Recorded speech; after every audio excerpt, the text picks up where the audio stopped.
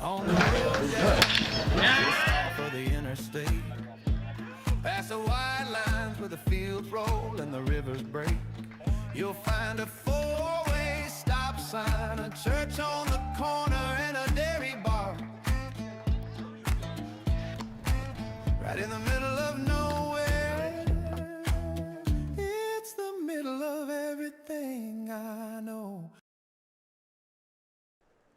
It's a battle of 2, 2, and 5 Trenton teams right here from Fred Waters Field at historic Moody Park. For Charlie Jones and Josh Yuhas, welcome to this ECCBL broadcast of the Liberty Division between the Trenton Capitals and the Trenton Generals. It's a great matchup between a lot of teams with a lot of history. And let's start here, Josh. In the Generals dugout, you have Braden Meskill. In the Capitals dugout, you have Pete Mueller.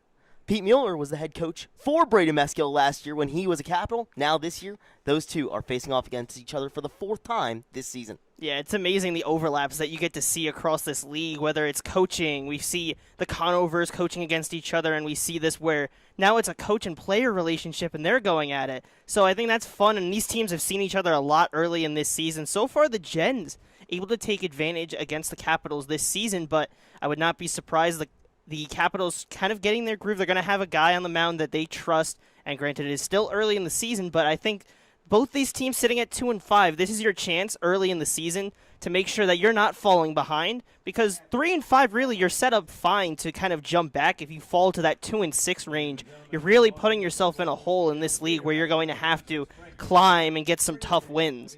Well, the Generals are one of the best hitting teams in the ECCBL this year so far. 3rd out of 12 in hits, and it starts with Lucas Albert leading the entire league in hits with 11 thus far. The Generals like to play scrappy, slow, and small ball when they can.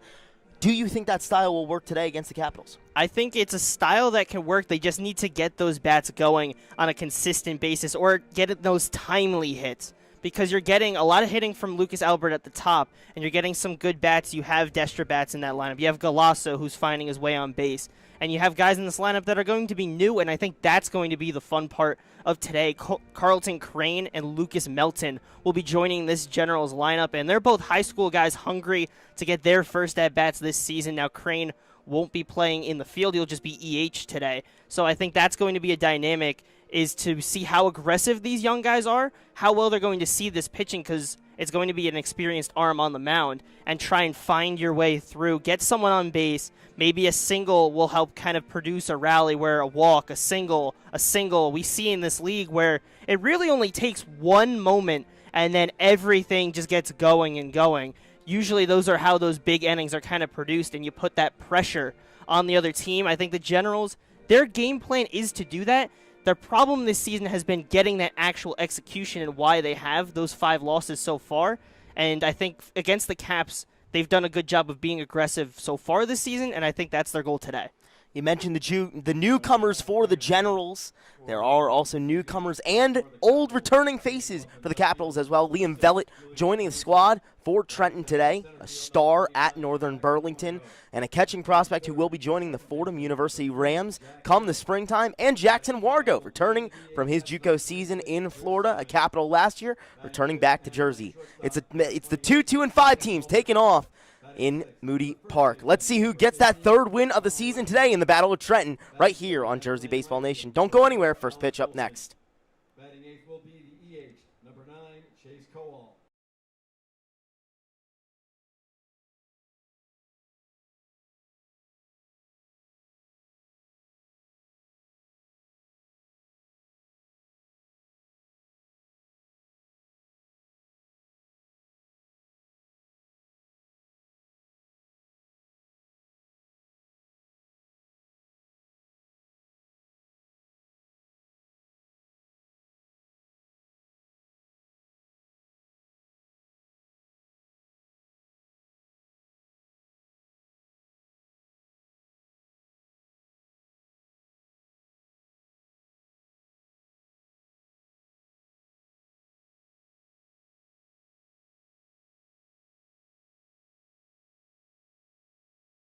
Batting ninth will be the Welcome back to EH number 2026 8, ECCBL action on Jersey Baseball Nation. It's the 2-5 Trenton Capitals taking on the home side, the 2-5 Trenton Generals.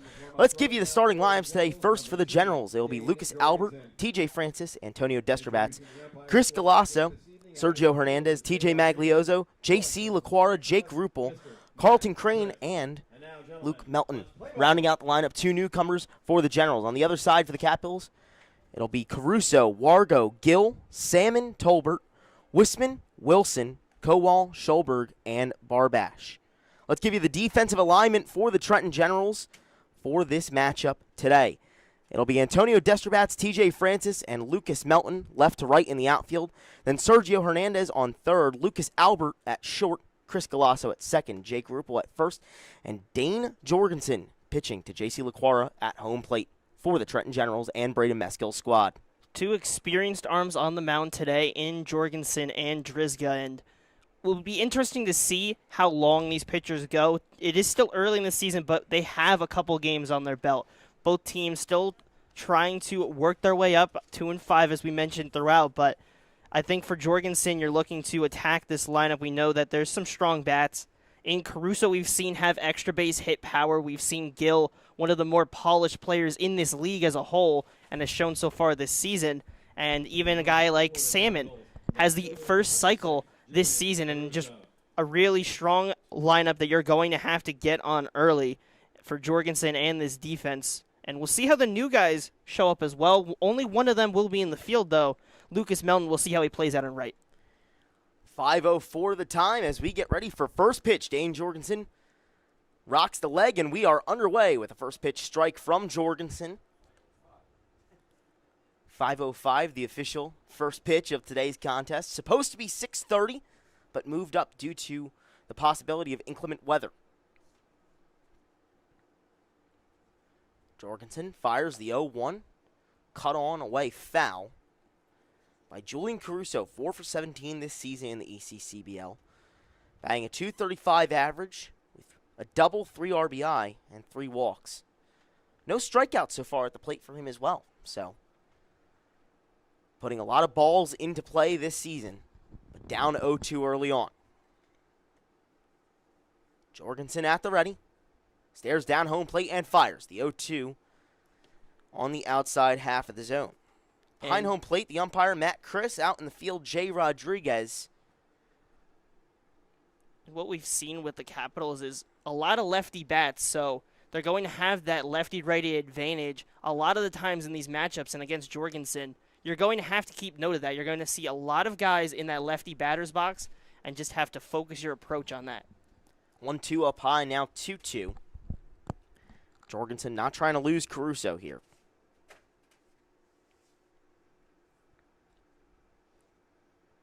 Waving the bat around and staring down a ball down at the feet. So the count now runs full. The Capitals threatening the chance to get the leadoff man on. It's a really strong at-bat from Caruso. It seemed very easy to fall back when you had that 2-strike count, but you work it to full, and then full count you get your pitch. chance.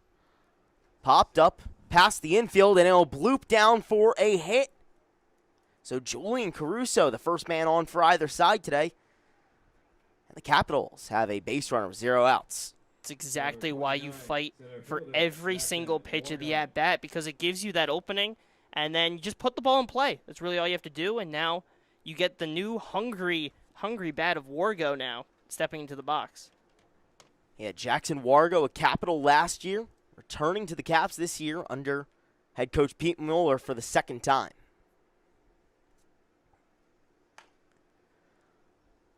Hacks at the first pitch he sees, puts it into play, and the play can't go anywhere. The shortstop, Albert, couldn't get the throw over to second or first in time, so now runners on first and second for the Caps, and they are having something brewing early on here today. By the time that ball got to Albert, just really was no chance. Wargo running down the base path. Really doing a good job so far from the Capitals, whether it is working an at-bat or hustling. These are the little details that so far the Capitals is taking advantage, and it's helping them out to get 2 leadoff base runners. First pitch down low to Jack Gill, one of the better hitters in the ECCBL this season. 6 for 11 with 3 doubles, 2 RBI, and 4 walks as well. Having a really good season at the plate so far, as the second pitch he sees is also out of the zone. So now ahead in the count 2-0. And control getting a little bit away from Jorgensen right now, and rightfully so. LaQuara is going to settle down his pitcher, try and get him back into the strike zone. Yeah, don't want to let this one get away from you. You've seen so far this season how it can on both sides, as in the doubleheader that these two teams played on the 6th of June. The Generals won 11-1 and then lost 11-3. Both teams jumping out to a 6+ run lead early on and maintaining that for the rest of the game. Got to make sure that you can try and be the one to strike first. We've seen how important it is so far. Is that one upstairs to the count now 3-0 to Jack Gill. Got to be wary with him, but also got to start finding the strike zone if you're Dane Jorgensen. Gets the sign from LaQuara behind home plate. 3-0 inside, so it's a 4-pitch walk to Jack Gill, and the bases are loaded with no outs for the Caps. In a prime position to be that first team to strike early on. And this is what we were going on in the open. All it takes, it's a single, and a walk, and you're set up with the bases loaded with Salmon up to the plate, and already a dangerous situation for Jorgensen and a big chance for the Capitals to try and come through. Throughout this season, the Capitals have had their chances, unable to really fully capitalize here. A big spot to try and change that. First pitch to Salmon, a mile high, out to right field, and he'll keep all the runners put, one down, and that's a very effective out for Dane Jorgensen and the Generals. 1 pitch, 1 out on the fly ball to right, and everyone has to stay put. No runners come home, but still bases loaded for the Capitals. And I think that plays into the unknown of right field. He's the new guy out there in the field. These guys have not seen what arm he's going to provide out there, so that was kind of their first gauge. All right, that's what we see. Now they might be a little bit more trustworthy depending on what they see. That pitch down for a hit out in left field. Everyone goes station to station. The Capitals are the team to strike first. It's 1-0 Capitals in the Battle of Trenton. Just poking it where the defenders aren't. And that's how Tolbert got his way on base, and that's how you bring in the first run. Exactly what you needed. The production from the Capitals strong so far. Great hit there from Ethan Tolbert, donning the number 28, which he wore last season today. So still bases loaded for the Capitals with only 1 gone and 1 already home. It's another ball to strike this count so far, so it has to do a little bit of a better job getting on these hitters early. It feels like these Capitals hitters are very comfortable. That one swung through by Carl Wisman, who plays at Gwynedd Mercy University. On the base paths, it's Wargo at third, Gill at second, and Tolbert at first after the RBI single. Jorgensen at the ready and fires. The 1-1 put into play down the third base line. It'll stay fair. Fired over to first in time. Brings home a run, but that one just trickling down the third base line. Tough play for the second out. 2-0 Capitals with runners at second and third. Really tricky play for Hernandez. It's not anything of fault. You want to give as much time to yourself to try and let that roll foul. Ends up staying fair. And he does a good job of picking up the ball quick enough to get it over to first. You trade a run, but you do get that second out.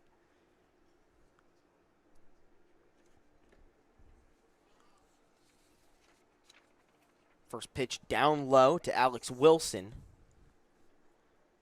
Command being an issue early on today for Dane Jorgensen. He's thrown 16 pitches, only 8 of them for strikes. And when they are strikes, the Capitals have struck on them. Tolbert on second, Gill on third. 2 gone, 2 home already for Trenton. As that one down low and outside. Count now 2-0 with 2 gone.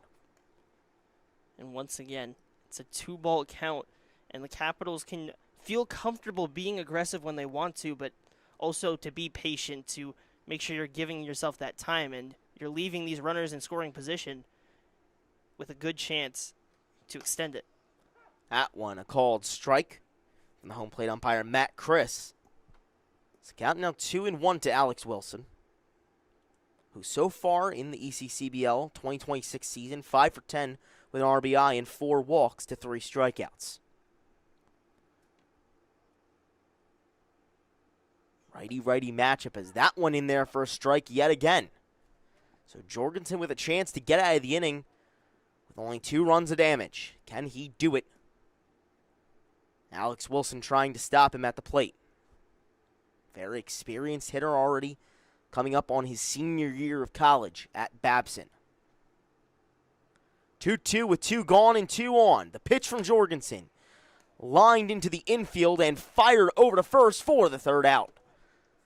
So the Generals get out of the inning, but not before the Capitals are able to strike for 2. It's Trenton Capitals 2 and the Trenton Generals nothing on Jersey Baseball Nation. When we come back, first chance for the Generals to hit. Capitals 2, the Generals.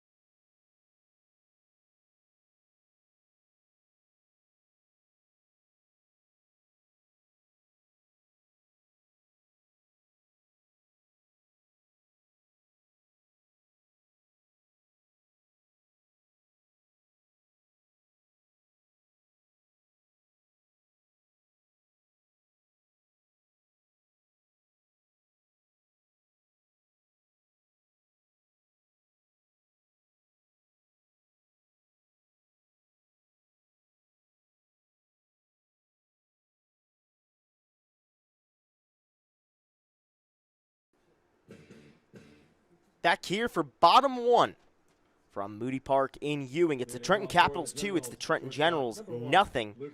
And Bray and Meskill squad with their first chance to hit today. It'll be Albert, Francis, and Destrobats to start things off for the Orange and Black. It's the first pitch from Danny Drysdale outside. In this Capitals staff, the most free bases allowed so far this season, 42, compared to a Generals side that doesn't really walk a ton. They're the second best at preventing walks, so we'll see how that ends up playing out in terms of the patience of these teams. Can you get those free passes? The Capitals and Danny Drizga's job is to make sure that you're not allowing extra base runners, but it's fallen behind early so far. Yeah, the count now 3-0 to Lucas Albert, the hits leader in the ECCBL thus far through 7 games. Drizga with the 3-0. Just a bit low, so it's a 4-pitch walk to Lucas Albert, and the leadoff man is on for Braden Meskill's squad. And we spoke pregame with first-year manager of the Generals, Braden Meskill, and he said, look, my time as a Capital last year was amazing, and I've had such a great time, developing the things that I learned as a player and now being able to relate to my own players. Some of that stuff he's learned from the head coach in the other dugout, in Pete Mueller. As that pitch upstairs from Drizga to TJ Francis. The thing with this Generals squad as well, when they're getting on, they're stealing bags. They are second in the ECCBL in stolen bases with 30. Lucas Albert leading that charge, and just a really strong season so far. He leads the league with 10 stolen bases, one of the more aggressive runners in the league. And you see it right there. Albert in motion, and he's in there safely. The pitch is called a strike. However, already a runner in scoring position for the Generals. It's Albert on second with his first stolen bag of the day. Don't be surprised if he goes for third as well. We've seen at Moody Park, he's stolen second and then proceeded to steal third. An aggressive runner from the product of Lucas Albert. That one in there for a strike, so the count now 1-2. Righty-righty matchup between Drizga and Francis. Drizga ahead thus far in the battle. The 1-2 pitch from him, swung on and missed by Francis. Great pitch there from Danny Drizga to go low and get the chase for strike 3, first out of the inning. And he'll bring up Antonio Destrabats, the left fielder today for the Generals. A guy who, anytime he puts the ball in play, most of the time it's going to be hard hit. Brian Meskill loves that about him, and that is why he is featured prominently in that top 3 of the lineup today. It's the first pitch to him in there for a strike. On that bottom left corner, just clipping it. Destrabats, a sophomore at TCNJ in his freshman year in 2026, played 15 games, had 2 RBI and 7 walks, as well as Albert swipes yet another bag. So gets on with the walk and then steals his way to second and does the same again to third. It's now 90 feet from home plate and the Generals' first run. With the weight of the world on the shoulders of Antonio Destrabats as he swings through that one, trying to drive home that runner in Albert. Destrabats so far this season has been featured in the starting lineup every single game. That one just outside, so the count now 2-2 to him. And he's a reliable bat as well.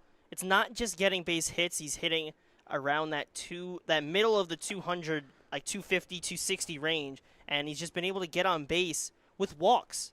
It's something that he's really done a good job of, and that's going to help you across the season stay in this lineup, be one of the more productive bats, and stay at the top half. 3-2 from Drizga, just down low. So 2 walks issued so far by Drizga.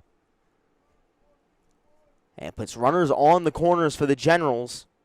Number 14, second baseman, Chris. And it brings up Chris Galasso, the walks leader in the ECCBL thus far. It's a perfect matchup for him. The walks leader against the team that walks the most.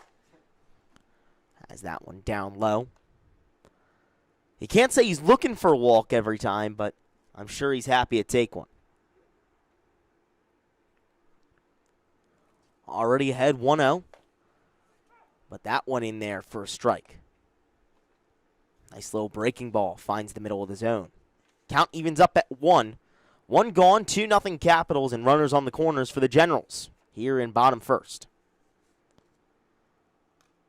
That one fouled off back into the fence. It's now down 1-2 in the count. Even though there is early trouble here, I mean, I was talking with Danny Drizga before the game and seemed very calm, very composed, really getting a good understanding and feel, and on the mound, pitched at Mercer, and then here, experienced arms, so you figure even though there is trouble, those experienced arms know how to work out of it, and that's a dynamic in this league, is you're going to have these guys that are veterans, like a Drizga, or you have someone that may not have the experience, and that's the luxury of having someone like him to be able to go on the mound. 1-2 fouled away.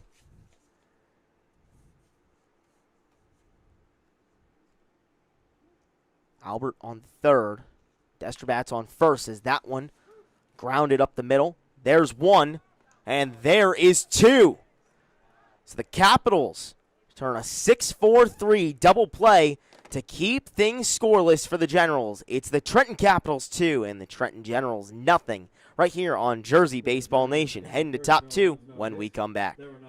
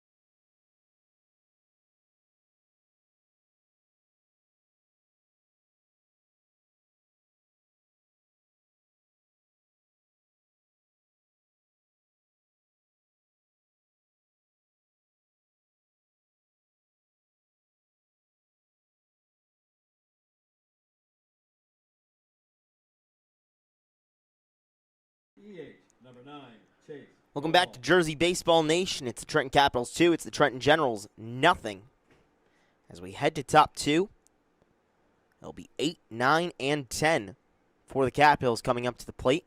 Starting things off is Chase Kowal.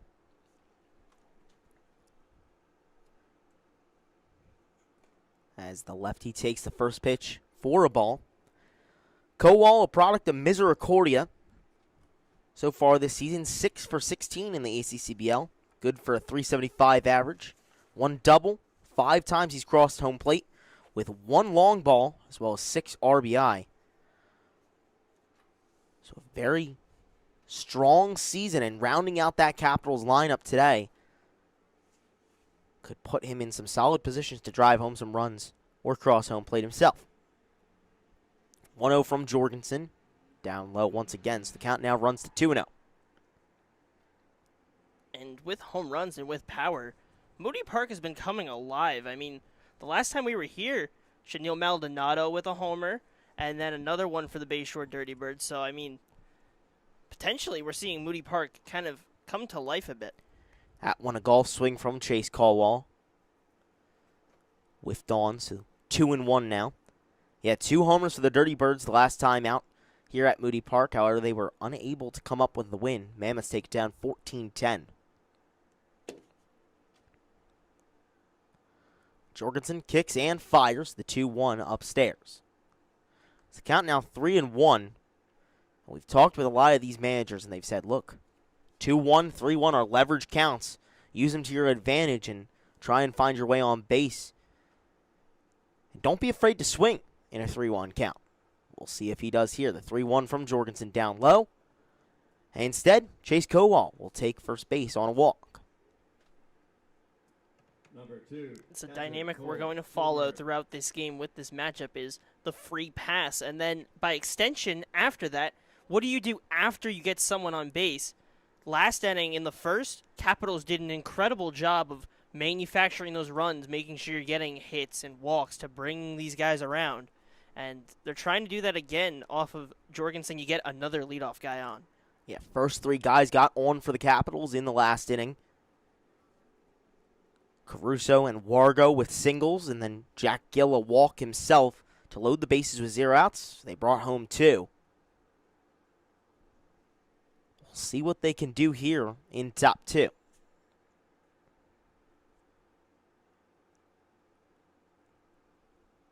Cole Schulberg at the plate. Manning the catching duties today for the Capitals. Takes that one for strikes. The count now 1-1. Jorgensen still having a little bit of trouble trying to find the zone. 28 pitches today, only 13 of them for strikes. So we'll see if that's a hopeful area of focus for Jorgensen and Braden Meskill's squad. 1-1 popped a mile high up in the air and out of play. It's the count now 1-2. It's one of the few times so far Jorgensen's been able to get into an advantage count. A 1-2 count has to take advantage of it, though. You don't want to open that door back up for the Capitals because they will take advantage of that. Already leading 2-0 over the Generals and looking for more. No outs and a runner on first. And he is in motion as the 1-2 grounded down the third base line and fair. Kowal will round second and pull into third safely. And it's a double for Cole Schulberg as he celebrates on second base. 2 runners in scoring position already for the Capitals. RA getting back to their strong, productive ways that they had in the first inning. Yeah, and just a good work of just the whole team. You get the hit and run. Runner on the move makes it easy to get to third and hit hard enough down the line that Hernandez is not able to get to it. And then just an easy way to get to second. And second and third, nobody down. Once again, the Capitals setting themselves up well to score once again. First pitch to Zach Barbash down low. Yeah, doing a very nice job of getting on base any way they can. Already 4 hits through the first 2 innings.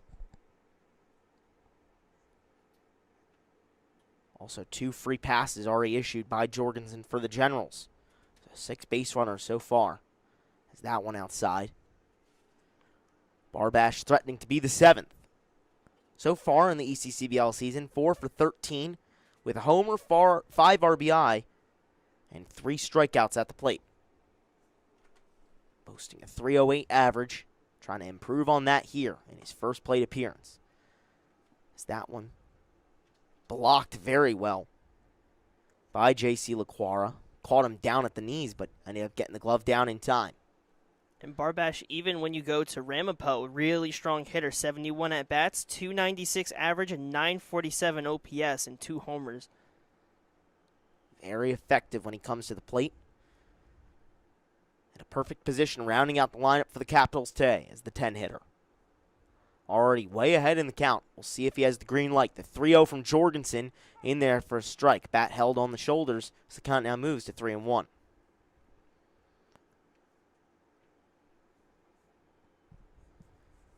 We've seen a lot of hitters be aggressive. Not so much on 3-0 counts, but sometimes on 3-1. We'll see if he's aggressive here. Jorgensen fires upstairs. So the 3rd walk issued already to the Capitals, and the bases are loaded with 0 outs for the 2nd straight inning. Again, the first 3 guys of the inning get on. You have the bases loaded, and now this is a bit different because the top of the lineup is coming up. Tolbert, we know, can hit a ball very well. You look at Wargo, he has a good chance to find his way through just of his experience in college. And then Gill, we constantly talk about being that focal point of this Capitals team. So a huge chance once again to maybe get 2, 3 more. Back to the top of the lineup for the Capitals. As they flip over the lineup card, it will be Julian Caruso, who singled on a pop fly out towards left. His first time up. For the Generals, you need to find the demoralizing out. Whenever there's one of those kind of bases loaded rallies that dwindle down, it's some back-breaking out. That one upstairs once again. So the count already 2-0. Nowhere to put Caruso. It's Barbash on first, Schulberg on second, and Kowal on third as the bases are loaded in a 2-0 ball game with 0 outs. Jorgensen staring down home plate and fires. The 2-0. Popped up to left field. And everyone will have to stay put once again. It's deja vu from the first inning. It was bases loaded, 0 outs. And it was an out that made everyone hold their place on their bases. Once again, this time via the pop fly from Caruso. 1 gone. Bases still loaded. 2-0 Capitals here in top 2.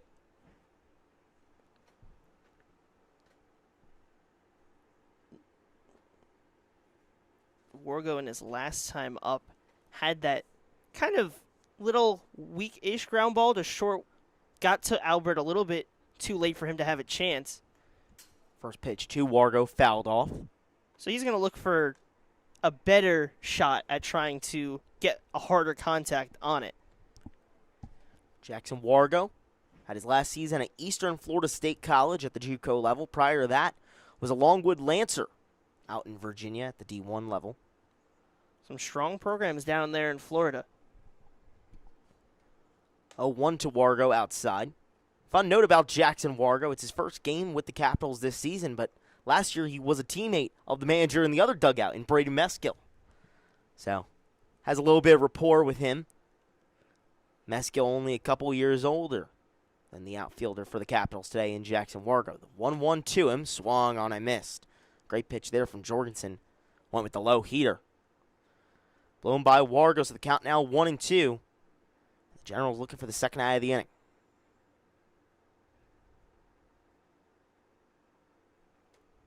Jorgensen waving the glove. Checking on the runners, kicks and fires. The 1-2 in there for a called strike 3. Beautiful slider. Finds the outside half of the zone. And it's 2 gone, but the base is still loaded for the Capitals. Back-to-back outs that, as a Generals pitcher, exactly what you're looking for. A fly out where nobody can advance, and then a strikeout, keeping that ball out of the field of play. But it's not nowhere close to over. Jack Gill stepping up to the plate. Very dangerous hitter that you have to deal with 2 outs and the bases loaded.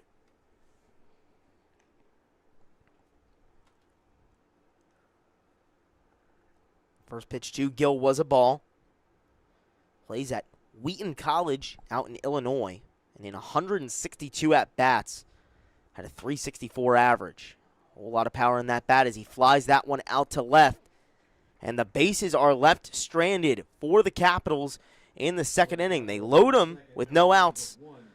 But 1, 2, 3 the rest of the way. Still 2-0 Capitals when we come back. Bottom two right here on Jersey Baseball Nation.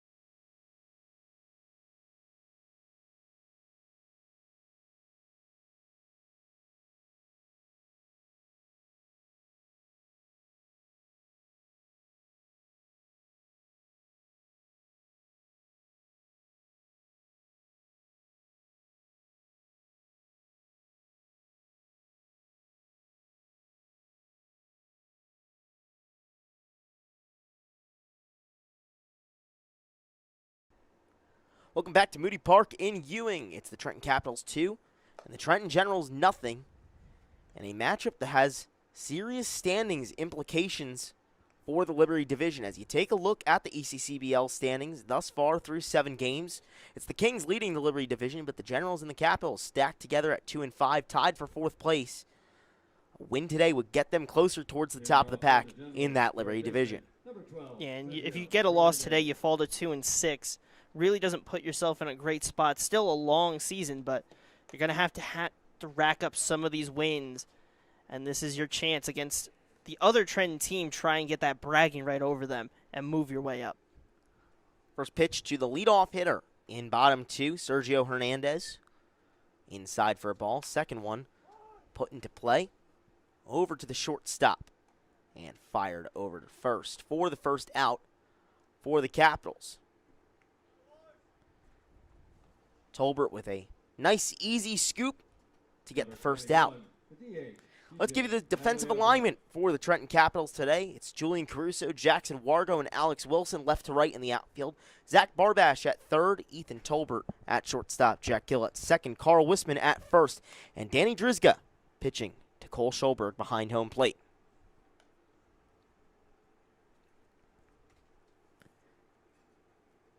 So after Hernandez retired, it'll bring up TJ Maglioso. Evens up the count at 1-1. Maglioso was absent from the lineup a couple times this season, but making his way back in. This time in the middle of the lineup. Previously featured around that 8, 9, 10 mark. Has that one in there for a called strike. Great pitch there from Danny Drizga. So the count now 1-2 to Maglioso. That one swung on and missed. Nice K there from Danny Drizga to retire the second batter of the inning. Second strikeout of the day for Drizga. And 2 gone for the Generals. 2-0 Capitals here in bottom 2. It's good work from Danny Drizga. And going back to his time when he was a Lawrence Cardinal, didn't have a lot of innings pitched before going to Mercer. Had 8 1/3 in his first season at Lawrence, 15, and then just 4 in the 2023-2024 season. Has developed well at Mercer and now here in the ECCBL, working strongly so far against this Generals lineup. First pitch to J.C. LaQuara, called a strike. It's important for Drizga to go as long as he can today. Only 2.5 pitchers is what Pete Mueller said in the Capitals dugout. We'll see exactly who that half of a pitcher is Seems like it may be the newcomer for Trenton's squad. Has that one down low for a ball. One of the newcomers for Pete Mueller's team is Nick Rolfe, a right-handed pitcher from Texas. He's living in Plainsboro for the summer, but Mueller has never seen him pitch, so he doesn't really know what he's getting out of him. As the 2-1 swung on and missed, an exciting addition for the squad. We'll see what his first appearance brings. Rumored to be the second pitcher of the day after Drizga. But that will be after however long Danny Drizga can give his manager. 2-2 with 2 gone, no runners on. As that one chopped foul, and it catches the catcher, no pun intended, in Cole Schulberg. For Drizga, this is a key part of the lineup to keep in control is the bottom half, and you're going to have some new faces to face, whether they come up this inning or the next. But an important spot to make sure that these fresh faces and even the experienced guy of Rupel are not finding their way through and finding their ways on. If you can prevent base runners, keep the Generals off from what they're able to do so well and be aggressive on the base pass and steal, keeping that away from them is what really is hindering this Generals team. Great chance to get out of it here with the 2-2 fired down low, though. So the count now runs full. Yeah, the Generals a very speedy, scrappy, and effective team when it comes to getting on base and making extra havoc out of it. However, in the first inning, only 4 batters came to play as that one swung on and missed for strike 3. 2 Ks here in the bottom of the second for Danny Drizga, mowing through the Generals. It's the Capitals 2 and the Generals 0 when we come back on Jersey Baseball Nation.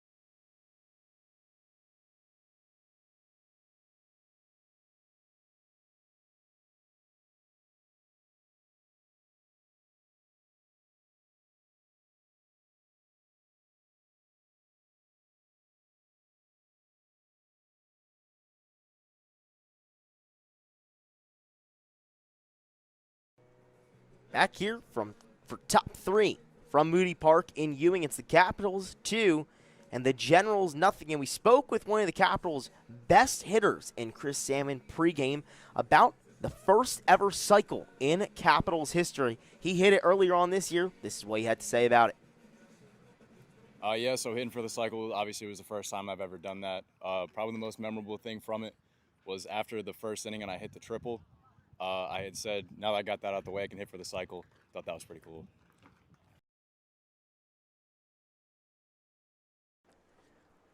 Great interview there with Chris Salmon and some insight about what was memorable from him for that cycle. You know, it's the first time that the Capitals in their long program history have hit for the cycle.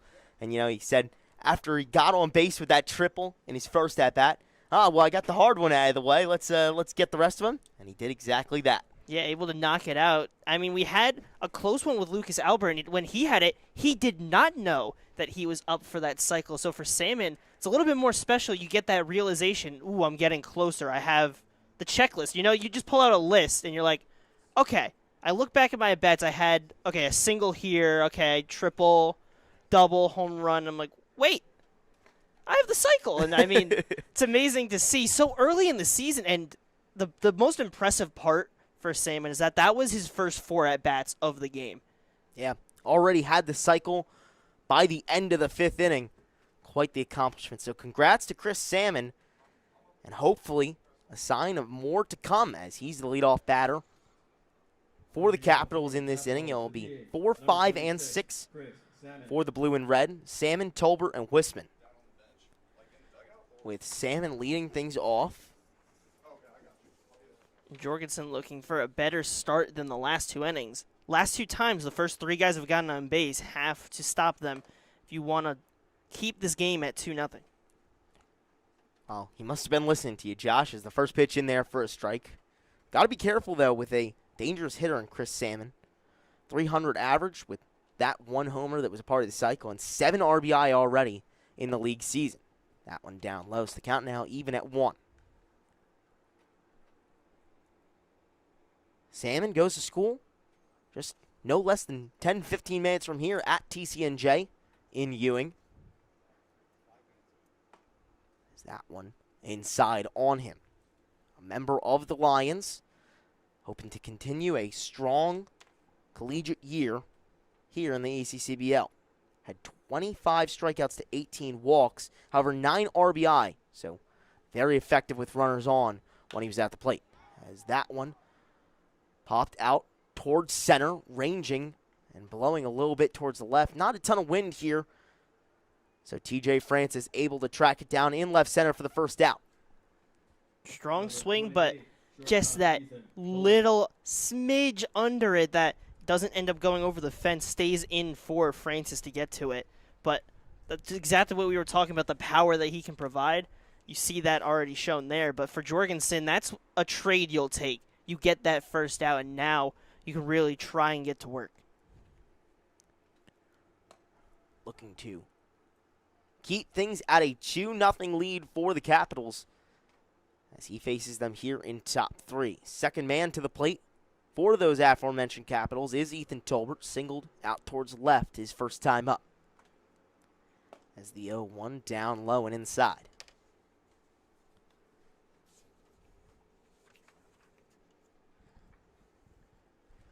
Tolbert, product of Howard JUCO.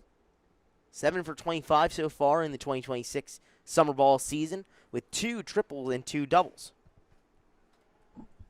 So that should tell you the speed that Ethan Tolbert is able to carry as he can easily make his way around the base paths. Count is 2-1 to Tolbert. Jorgensen looking to even things out and try and settle in. That one popped up, but falls out of play.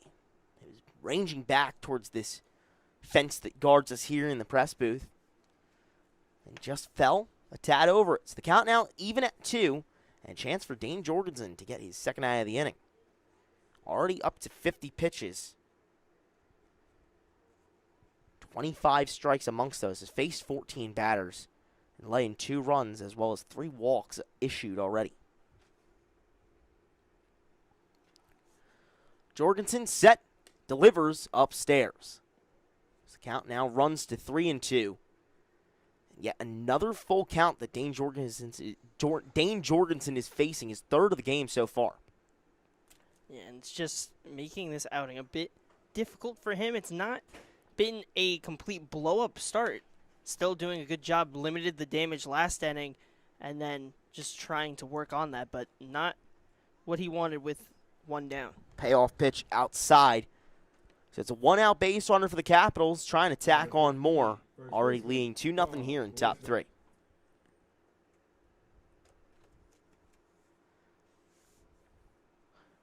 So the Capitals keep moving down the lineup. It'll be Carl Wispin coming up to the plate.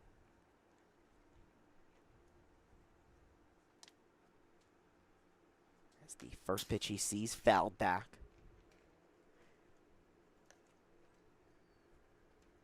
Wispin on his first at-bat grounded out to third base. However, he did bring home a run on that. First of 2 for the Capitals today.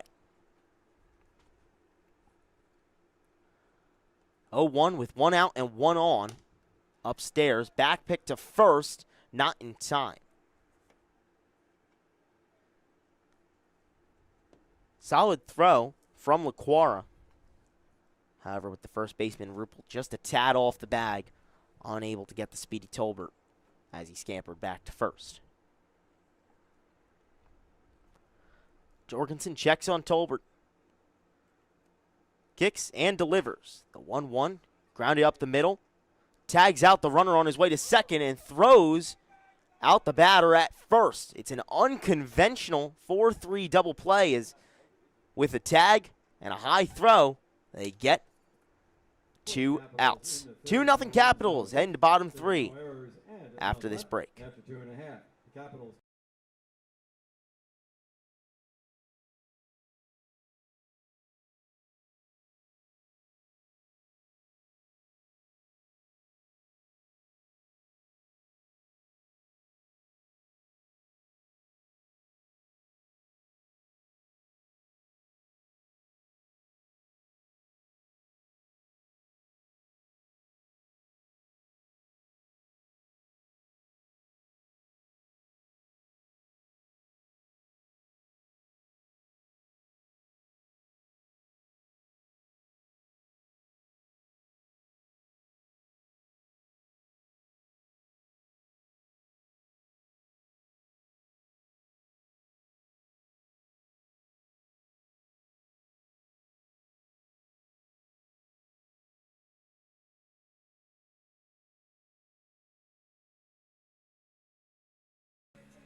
Welcome back to Moody Park, and we had a little bit of a talk before the game with the new high schooler coming in, the Pennsbury shortstop of Carlton Crane, and he just talked about coming into the league. He is dealing with a shoulder issue and talked about his goals in the ECCBL.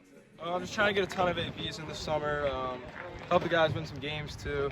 My shoulder's a bit hurt right now, so all I can do is like DH or EH, whatever they want me to do. I'm just trying to get some quality ABs in, see a lot of good pitching this summer, just really get prepared for Ryder this upcoming season. He'll bat second this inning, Jake Rupel, Carlton Crane, and Lucas Melton. But Crane really going to be a fun product, committed to Rider University, and been a really strong product in that talented Pennsylvania playoff time. Lost to Neshaminy in the playoffs, but a big ad for the Generals in this season. Yeah, it was a Patriot Division first team out in the PIASAA. Say that 10 times fast. That's the first pitch. Rupel sees, grounded up the middle, picked up by Tolbert, but dropped on the transfer. So Rupel, the leadoff man for the Generals, is aboard, and he'll bring up the guy we just talked to, Carlton Crane, taking his first at-bat in the 2026 ECCBL season. Perennially at the top of that Pennsbury lineup, one of the stronger Pennsylvania teams. Really good job of getting on base, strong contact tool, very poised both in the field and at the plate. So a big kind of top of the end lineup in high school. Now we'll move to the bottom of the lineup in his first appearance as the EH he talked about as he takes the first one. He talked about his shoulder bothering him, his throwing shoulder. So he will not be in the field today. He will be the EH, the extra hitter. So he'll get some at-bats, his first look at some collegiate-level pitching against Danny Drizga. Rupel in motion from first and into second safely with the stolen bag. It's the second straight inning for the Generals with a runner in scoring position. Unable to strike last time. Came up empty as the Capitals still lead 2-0 here in bottom three.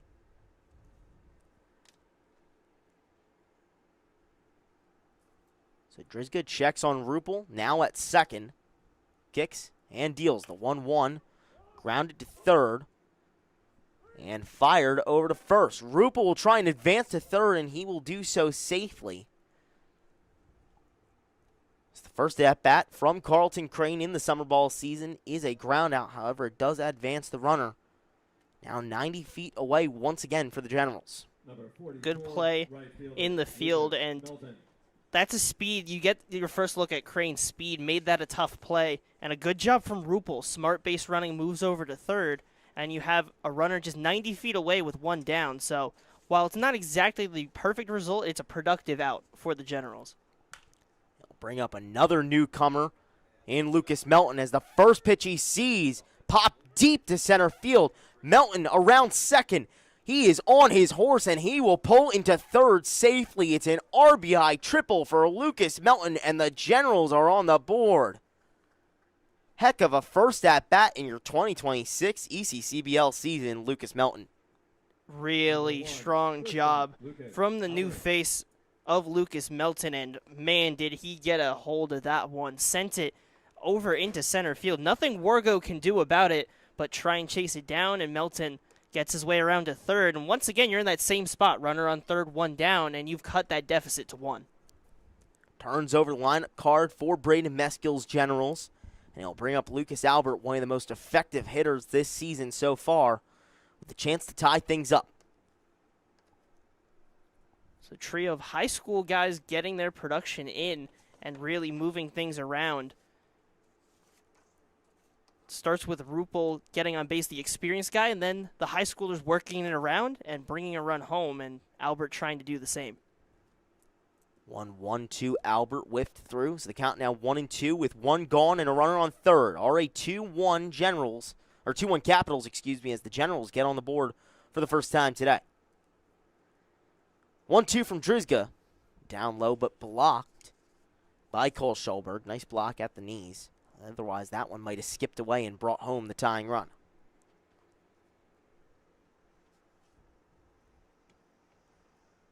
Drizga likes the pitch called by Schulberg. Comes at the ready and fires. The 2-2 grounded to third, but booted by Zach Barbash. It's the second error of the day on the Capitals, and will bring home the tying run 2-2 in the Battle of Trenton. Once again, just it's kind of that idea, put the ball in play, let it all kind of play out for itself. You hit that to third. Seemed like an easy play, but then bobbled a little bit, gives you that chance, and we have a tie ball game now. After what looked like would have been dangerous, Jorgensen working out of that jam in the second has allowed for the Generals to get their get back here. Yeah, the Capitals struck for 2 in top 1. The Generals fight back here in the bottom of the third. 2-2 in the Battle of Trenton. Runner on first for the Generals with 1 gone, as Lucas Albert, speedy man, easily swipes second base. Throw was close from Schulberg, but off the bounce from the mound, didn't get as much speed as maybe they had thought. Close play, but Albert gets in there safely. Once again, another stolen base for the young gun. Albert with his 13th stolen bag of the season, his 3rd today. Doing a really nice job of getting those extra 90s when he can. Jumping around at second. Thought about going to third, but he'll stay put as that pitch fired up high to TJ Francis. Guy who has had a tough start to the ECCBL season. Not the one that he was expecting. However, a very powerful bat committed to Sacred Heart University.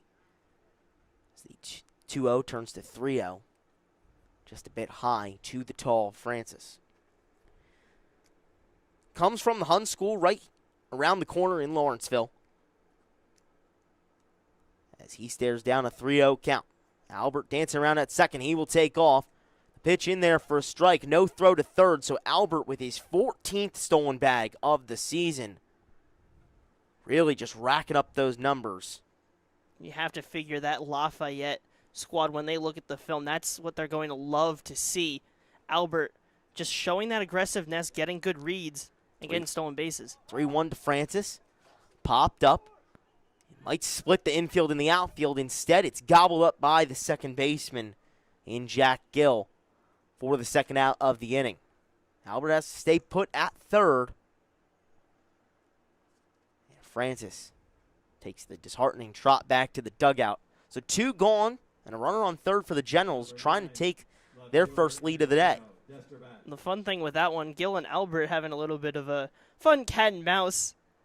Gill kept looking, Albert going back and forth, so that's the fun that we see throughout this league. But still that runner on third and 2 down. Drizga trying to keep this at a 2-run game, and I mean, Desterbat's at the plate, still nowhere close to over. First pitch to Desterbat's, down but swung on and missed for the first strike as that one fouled back. And now down 0-2 in the count early on.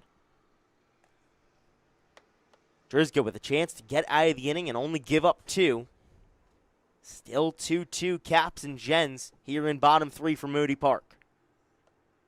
Both teams looking for their 3rd win of the season. Caps trying to get out of the inning. The 0-2 pitch down low.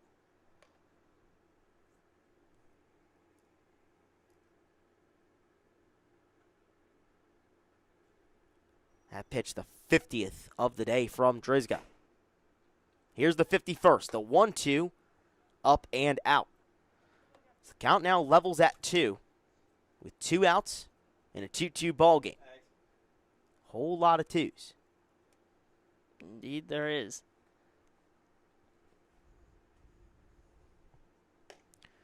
3-1 downstairs. So another runner aboard for the Gens, with 2 outs, starting to make things still happen. As Antonio Desterbatz gets a free 90. And it will bring up 4th hitter today in Chris Galasso, another guy who's quite strong in drawing those walks. Also having a strong season at the plate as well. Through 18 at-bats, 6 hits, good for a .333 average. It's exactly what the Generals' offense has needed, is a reliable bat. Galasso doing that in the 4 spot. Very effective in getting on first as he swings at the first pitch and fouls it towards left field. We mentioned that .333 average, but he's also been known for taking walks, already with 9 this season, leading the league. Generals do a nice job of getting on base. Have played small ball so far. That's that scrappy brand of baseball that Braden Meskill is hoping to be known for in his managerial career. As that one down low, the count now 1-1.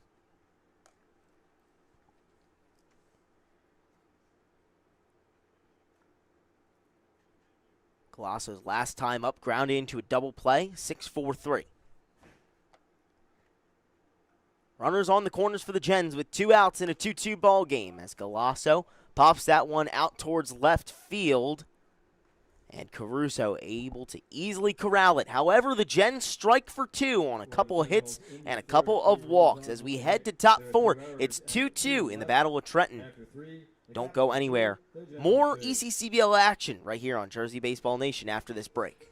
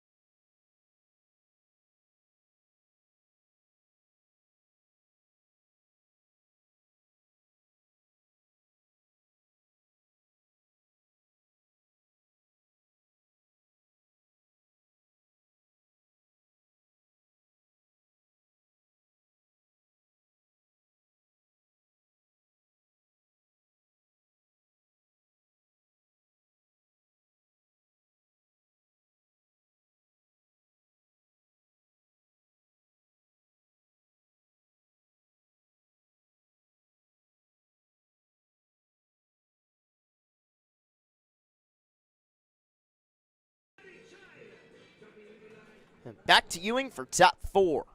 It's 2026 ECCBL action right here on Jersey Baseball Nation. It's the Caps and the Gens locked up at 2.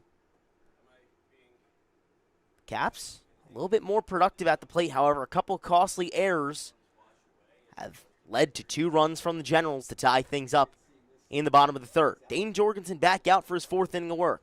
That's the first pitch he fires in there for a strike. Nice breaking ball catching the outside corner.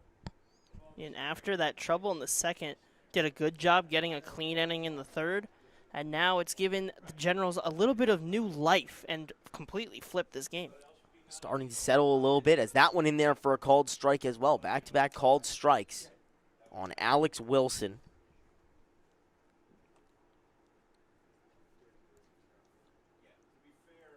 So Jorgensen way ahead.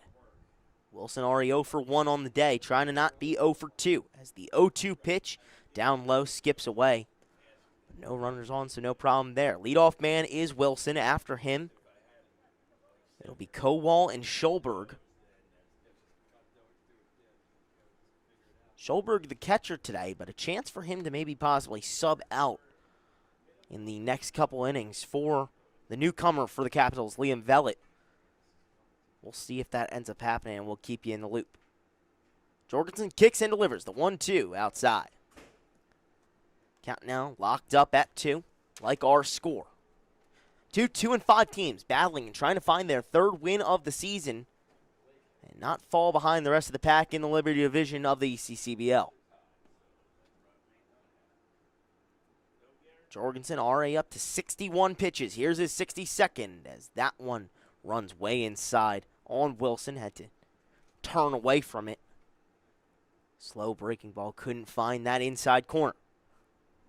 Righty-righty matchup. We'll see who prevails. Jorgensen at the ready. And deals down low and outside. So this time Wilson wins the battle and will take his place at first. Leadoff man on for the Caps. We've seen it so often. 3rd out of their 4 innings so far at the plate today where they've gotten the leadoff man on. Of note, Jeff Blake has made his way out to the bullpen to get warmed up, so Jorgensen's day getting close to its end, but you're going to, as the manager of Mescal, try and get Jorgensen at least through this inning. Try and work through this leadoff runner. Yeah, Dane Jorgensen to this point has only thrown 3 2/3 innings as the first pitch popped up out towards left field and corralled by Antonio Destrabat. So Chase Kowal retired. 1 pitch, 1 out.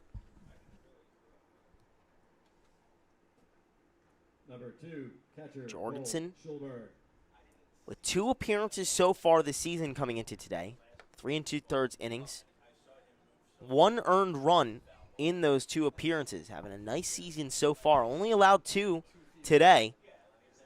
Trying to keep it that way. 2-2 Caps and Gens here in top 4. Wilson on his way from first. Trying to steal a bag, and he cannot. Great throw from J.C. LaQuara to get him at second for the second out. And Wilson will have to take the sad trot back to the dugout.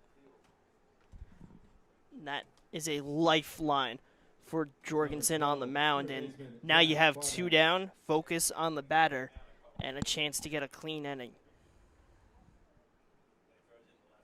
Batter is Cole Schulberg.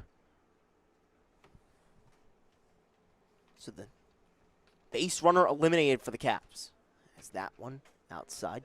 Check down to first. And they will say he went around.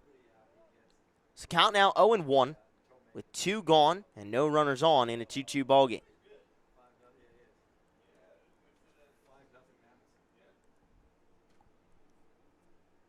Jorgensen at the ready and fires outside. So the count now 1-1.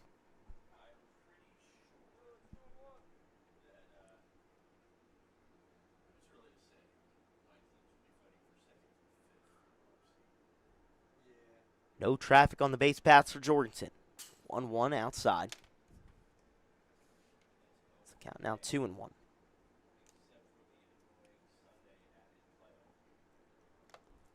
Cole Schulberg at the plate. The catcher today for the Caps goes to Centenary. Centenary? Yeah, I'm not one good of with the those- English language, Josh. Not my strong suit.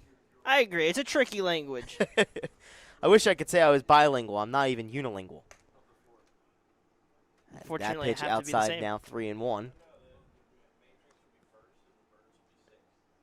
So 3-1 outside, and it'll put Cole Schulberg on first.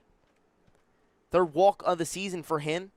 9th free pass, 6 hit by pitches, and now 3 walks this season. He's the leader in hit by pitches, and he will take yet another free 90. That's one of those stat categories where it's nice that you're leading it because it means you're getting on base, but it's not nice because it means you have to get hit to get to your spot on the base path. I'll take him any way you can get him, but he'd prefer it to just be by the walk. As the first pitch is Zach Barbash in there for a called strike. Barbash at third today, normally a catcher.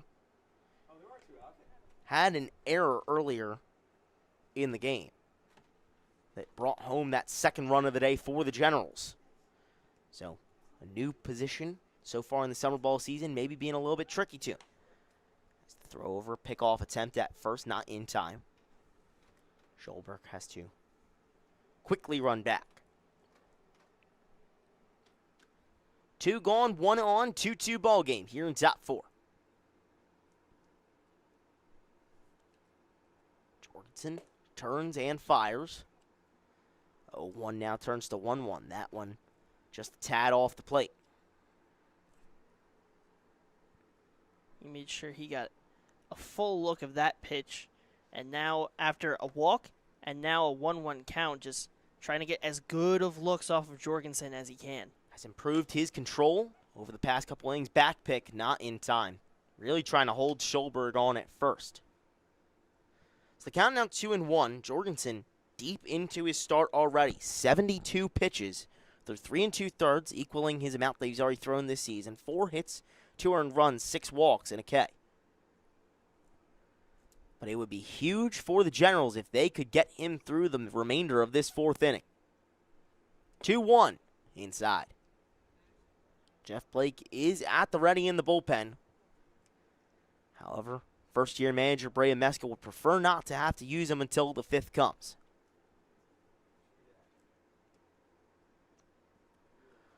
Barbash at the plate. Reached on a walk the first time. Can he do it again here on 3-1? Instead, he grounds it up the middle towards the right side and finds a gap to get on base. So we've talked about how 3-1 is a leverage count. Zach Barbash proving it right there. Runners on first and second for the Caps with 2 gone. Especially in a league like the ECCBL, you're going to have those 2-1, 3-1 accounts, everyone trying to get their reps. So for him, it's just try and find a pitch that you can hit, and 2-1 and 3-1 are going to be your best chances to find it. There just does a good job of getting it on the ground hard enough through that right side. And now with 2 outs, you're threatening with 2 runners on. Third time through the lineup for the Caps starts now with Julian Caruso back to the top of the lineup. Caruso singled in his first at-bat and flew out to left in his second. Schulberg on second, Barbash on first. 2 gone in a 2-2 ball game. As that one runs way inside. Caruso had to fold his body to get out of the way of it.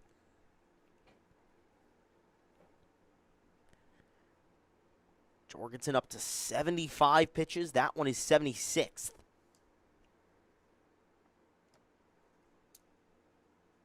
Having a really long day today so far. That one down low and inside again. In danger of issuing his 8th walk of the appearance.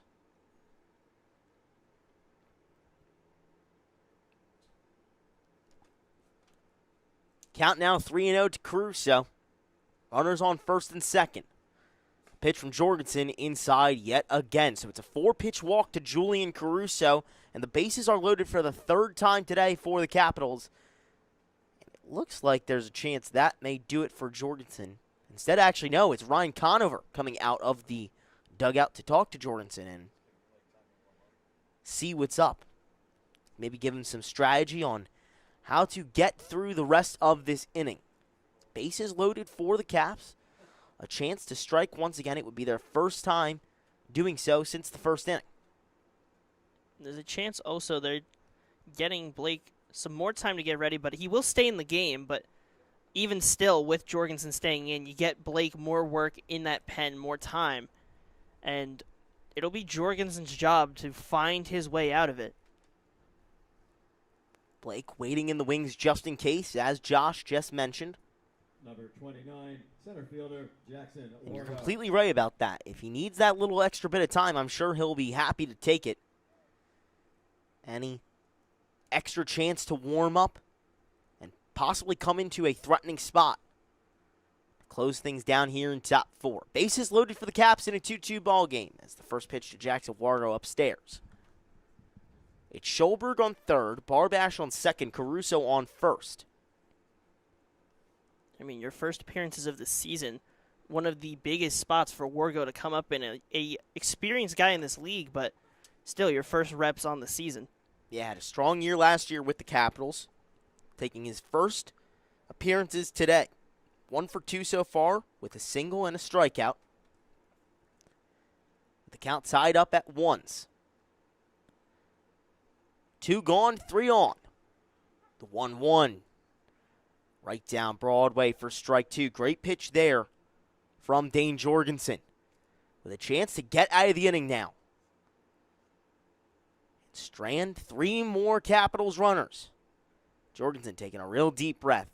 Knows how important this spot is early on in this battle of Trenton. Looks and fires the 1-2 pitch. Just outside, Wargo held off. Looked like he was loading up. But instead kept the bat on his shoulders. The count now even at 2. Challenging take. Just missed that outside part of the plate. Jorgensen, you think, thought his way out of it, but 2-2. Battle's not done.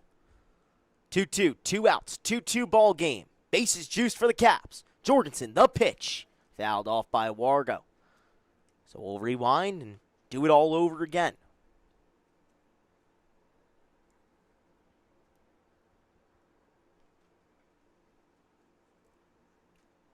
Jorgensen has settled after A tough first inning. The chance to close things out on this appearance on a high note. 2-2 count to Wargo upstairs. Great job by J.C. LaQuarta to get up there and grab that ball out of the air. That one was skipped to the backstop. Might have brought Schulberg home on a passed ball. Instead, everyone stays put. Payoff pitch upcoming to Wargo with the bases loaded and nowhere to put him. 2 gone. 2-2 ball game here in top 4. Jorgensen with the full count pitch. Fouled off by Wargo. Not done just yet. Real long battle between these two so far. Couple of foul balls from Wargo. And you wish it could go on forever. These two battling well, and both of them showing their strengths.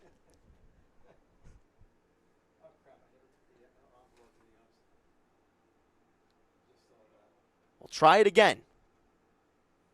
Bases loaded. Full count pitch from Jorgensen. Just outside, so it'll bring home a run. And J.C. LaQuarta asking home plate umpire Matt Chris. I really thought that one was in there. Held the glove up there for a moment, but cannot get the call. So close. There was 2 pitches in that at bat where it was just that tiny bit, just doesn't get it, and Mesco will have to go out there and switch pitchers. So threat's still not done. Ends up being a productive at bat from Wargo, and just really able to fight. So bases are still loaded for the Capitals.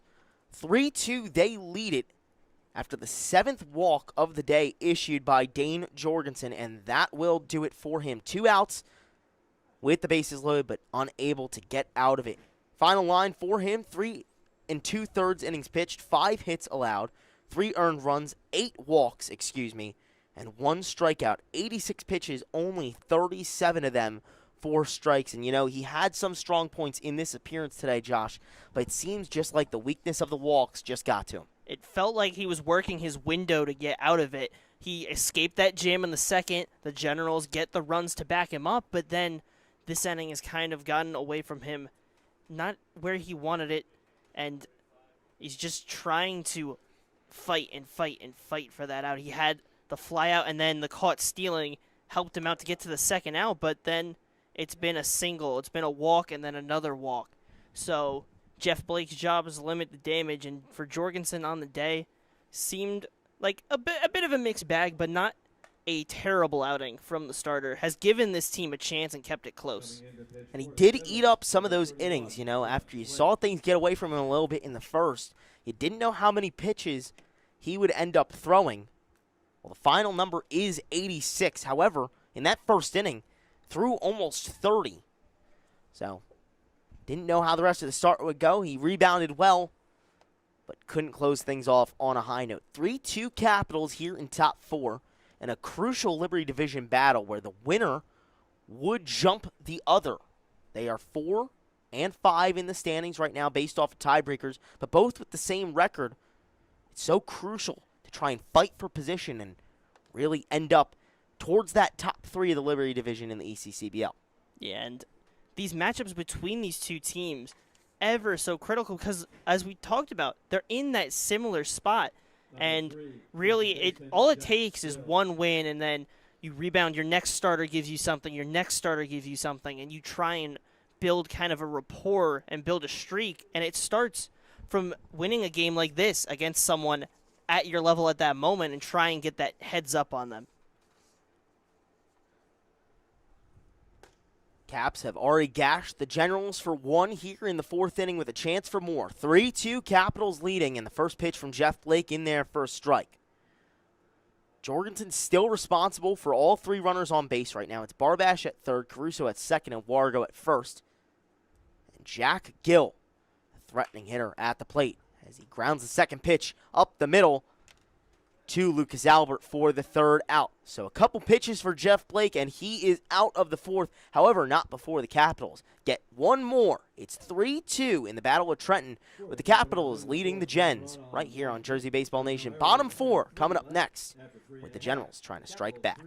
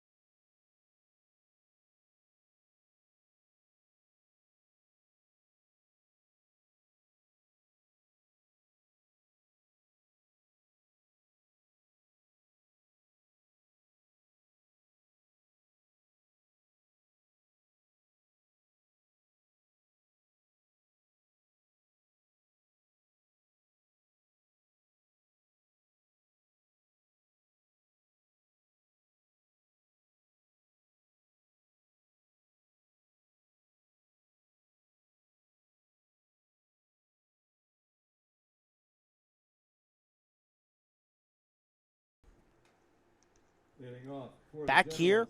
for bottom four on Jersey Baseball Nation. It's the Capitals 3 and the Generals 2 in ECCBL Liberty Division action. Capitals tacked on one more and now looking to protect that lead with Danny Drizga back out there to take on bottom four against the Generals here. Having a decent day so far.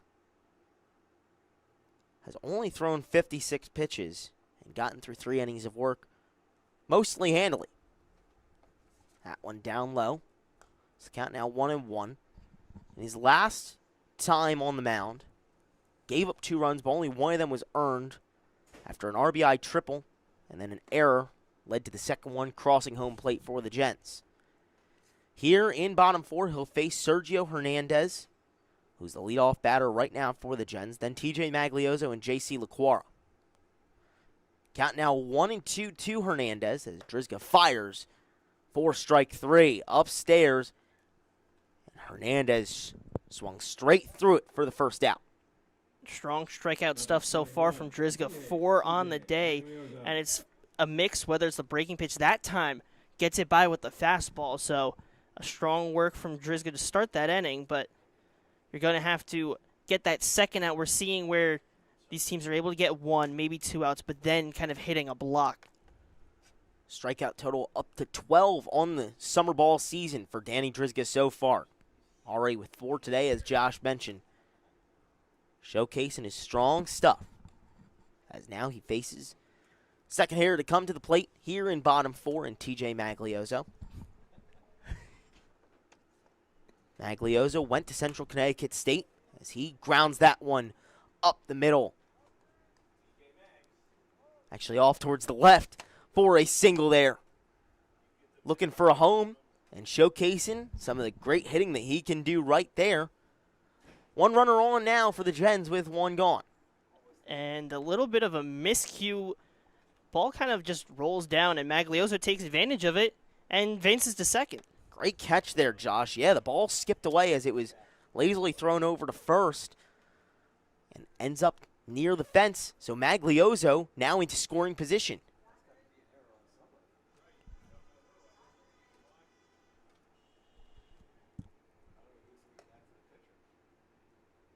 He'll bring up JC LaQuara, the catcher today for the Gens.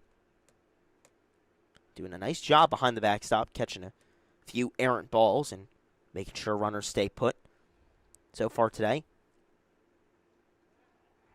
A strikeout. And Maglioso caught in a rundown now. Scampering back and forth. He ends up falling, and he is tagged out. Got a bad jump off of second, and the Capitals read it. Maglioso thrown down. So 2 gone now here in bottom four. And it's a miscue like that that can take the wind out of the sails for the Generals. Very interesting sequence of events for Maglioso on the base pass. It was Jack Gill throwing it back to the pitcher, and he just throws it away. Gives Maglioso a second, but then Maglioso gets caught in a rundown and gets picked off. Quite unconventional. The Capitals will take the out any way they can get it. Count now 2-0 to LaQuara. And the base pass clear after the slight base running blunder. 2-0 from Drizga. Line straight to second base, and Gill able there to collect it. The Gens go 1-2-3 in a interesting way, as now we head to top 5. It's the Capitals 3 and the Generals 2 in the Battle of Trenton right here on Jersey Baseball Nation. ECCBL Liberty Division action coming back to you.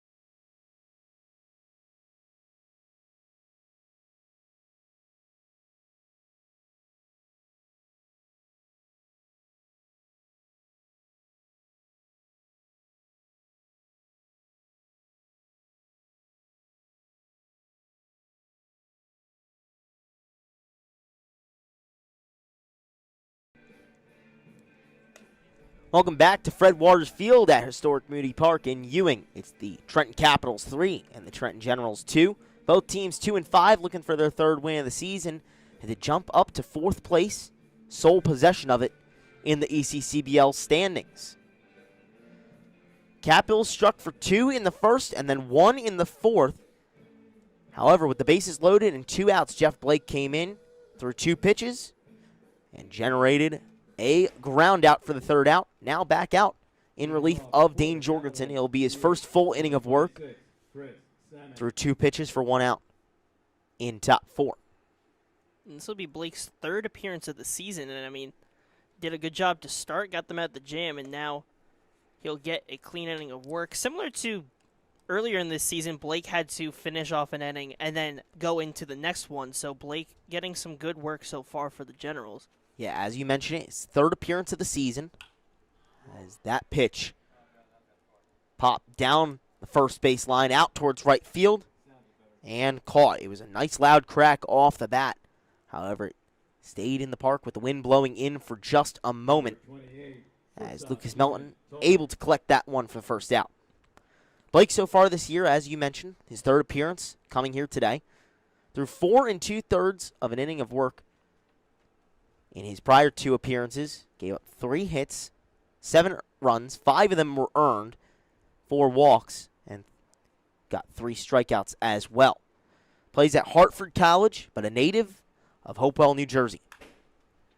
As that pitch lined right to the first baseman, Jake Ruppel. So Ethan Tolbert down on a line out as well. And 2 easy outs for the Gens so far here in top 5. Getting these Capitals hitters to swing that little bit early, they're not able to get as much power onto it as they want. And that's produced 2 easy outs, and effective and efficient, exactly what Jeff Blake needed to do after Jorgensen's outing. Yeah, doing well with getting through batters very quickly. Already through an inning of work, and he's only thrown 7 pitches.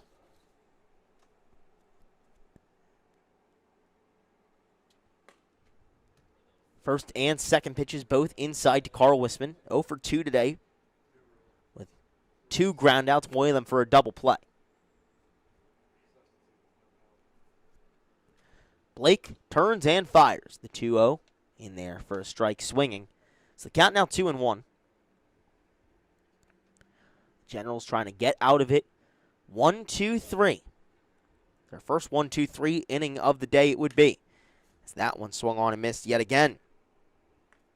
Jeff Blake showcasing some nice stuff in his third appearance of the season today. He'll try to keep him fooled. So far, Wisman has hit both his balls on the ground, a ground out and a ground into a double play. Blake working quickly, fired to home plate, and Wisman with his third ground out, this time towards the first base side. So the Caps go 1-2-3, no hits, no runs, and the Gens starting to find a little bit of rhythm on the mound. Still the Capitals lead it, though, in the Battle of Trenton, 3-2 over the Generals. Bottom 5 coming up.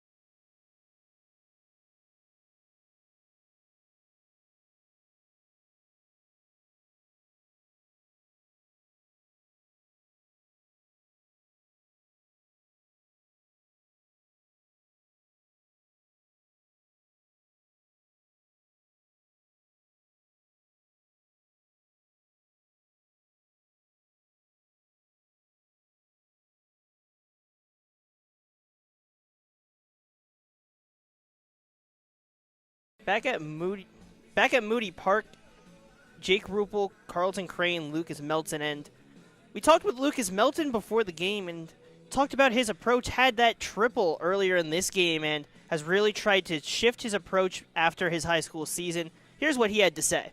I feel like I need to work more on my contact and like pitch location and like reading pitches better. I mean, in high school I had a little bit of trouble staying inside the zone, so working on that. So Melton showing his approach, making the changes, and another one of those young faces we got to talk to and helping that bottom of the lineup. It's the first pitch from Jake Ruppel. Lined out to shortstop Ethan Tolbert for the first out. And here comes Lucas Melton, as you just heard from him. A little bit about his approach. Already with an RBI triple today in his first game in the ACCBL. Having a strong start to his summer ball season. A commit to Barry University. Will be a freshman in the spring.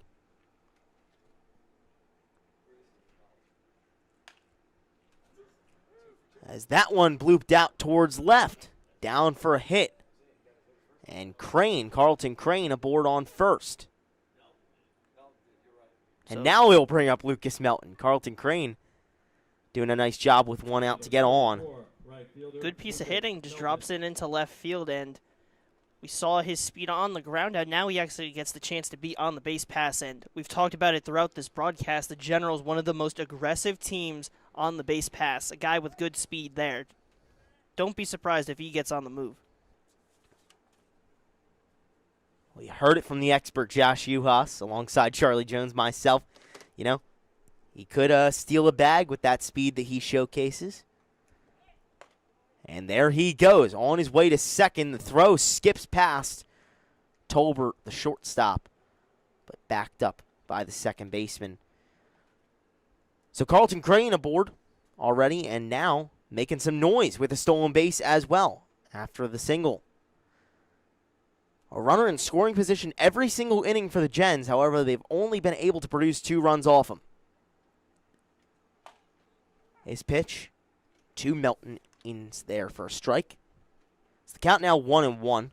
The runner on second. Melton, a Barry U commit, went to Toms River East in 87 at-bats, had 22 hits for a 253 average. 25 RBI, 10 walks, 20 stolen bases, along with 22 runs. Really strong season in high school. Hoping to continue that and translate it here in the summer ball season, as that one whiffed. So the count now 1-2. And we saw the power on display when he sent that triple to center. And what he talked to us is the other aspect of it, of an at-bat, is getting those good looks at pitches, especially for these high school guys, because these are at different levels. Kind of what you're going to go into, you get a little taste of it. You want to get as good of a look as you can, try and develop that side. 1-2 fouled away. So we'll rewind and do it all over again. On the other side for the Capitals, Danny Drizga back out there. Still firing away. No action over in the Caps bullpen. So it looks like it's Drizga's inning to handle. The 1-2 to Melton, just outside. Held up by Schulberg for a moment, trying to frame that pitch, but couldn't quite get the call. So the count now 2-2. To the recent high school grad, Lucas Melton. Crane dancing around on second with a big lead and on his way to third. Melton fouls off the pitch, though. So Crane will have to make his way back to second. Had an amazing jump. Was already halfway to third when the pitch came home. And that speaks just to the mindset of this team. No matter what the score is, no matter what the situation, they are going to still keep that scrappy identity, make sure that you're being as aggressive as possible. And could have been one of those situations, a hit and run, but 2-2 yet again, popped up in foul territory, but handled easily by Zach Barbash, the third baseman, for the second out. So Melton is sent packing. Number 1, shortstop, Lucas Albert. I'll bring up the top of the lineup. Flip over the card for the Generals. Lucas Albert now coming up to the plate. The lefty has been very effective at the plate all season. So far today, a walk and a ground ball, which he reached on an error. It's the first pitch to him, fouled back. Albert committed to Lafayette University. Played at Germantown Academy. Had over 125 hits in his high school career.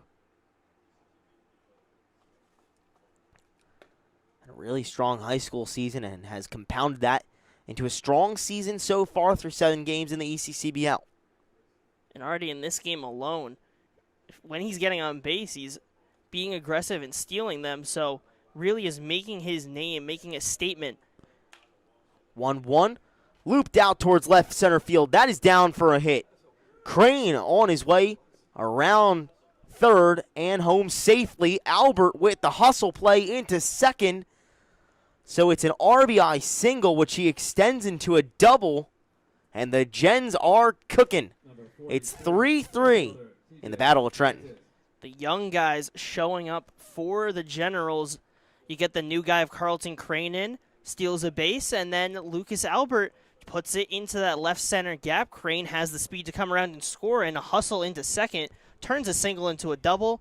Incredible job from the young pieces for the Generals. So up next is TJ Francis with Albert dancing around on second as the first pitch in there, first strike. Francis yet another powerful bat in this Gens lineup.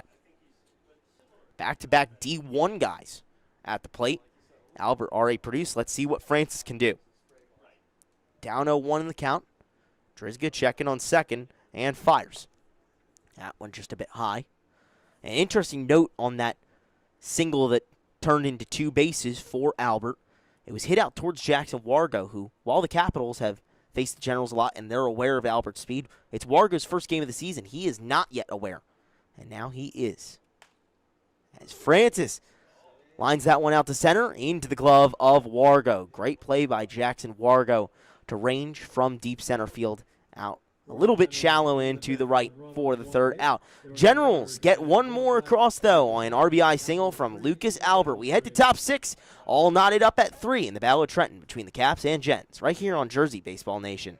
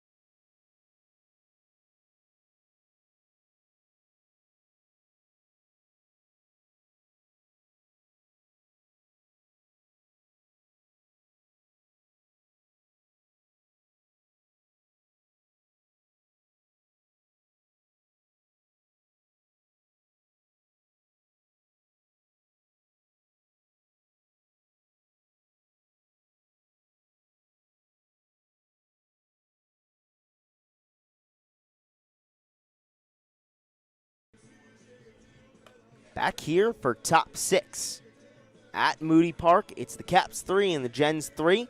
2, and 5. Trenton teams squaring off here in Ewing, trying to edge each other out for their 3rd win of the season.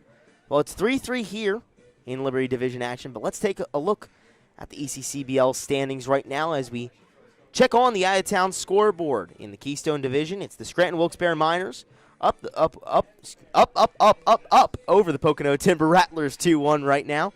The Central Penn Batman and the Electric City Express tied up at 0 as they're just underway. The Mammoths up 6-0 over the Liberty Division leading South Jersey Kings off a 3-run homer from Lucas Mullen, their catcher. Things nigh up at 3-3 here at Moody Park. And then in another Liberty Division contest, the Matrix jumping on the Dirty Birds. 12-0 in that one, already in the 6th inning. With Bayshore down to their last chance, Matrix doing a really nice job of jumping on the Dirty Birds. That one popped out towards left in the game we have right here at Moody Park and gobbled up in left field by Antonio Desterbats for the first out of the inning. Happy he could join us on a quite hot Thursday early evening. This game was scheduled for 6:30, but due to the threat of rain and thunderstorms, moved up to 5. So here we are, just past the 6:30 mark and over halfway home between the Gens and the Caps. Josh Yuhas alongside Charlie Jones in the broadcast booth right here on Jersey Baseball Nation as the first pitch in there for a strike from Jeff Blake out there once again. Came in relief of Dane Jorgensen, who threw 86 pitches and got through 3 2/3, giving up 3 runs. But Blake so far has been outstanding. Just on time, as I say. That one looped out towards left field, and Kowal will coast into second base with a double.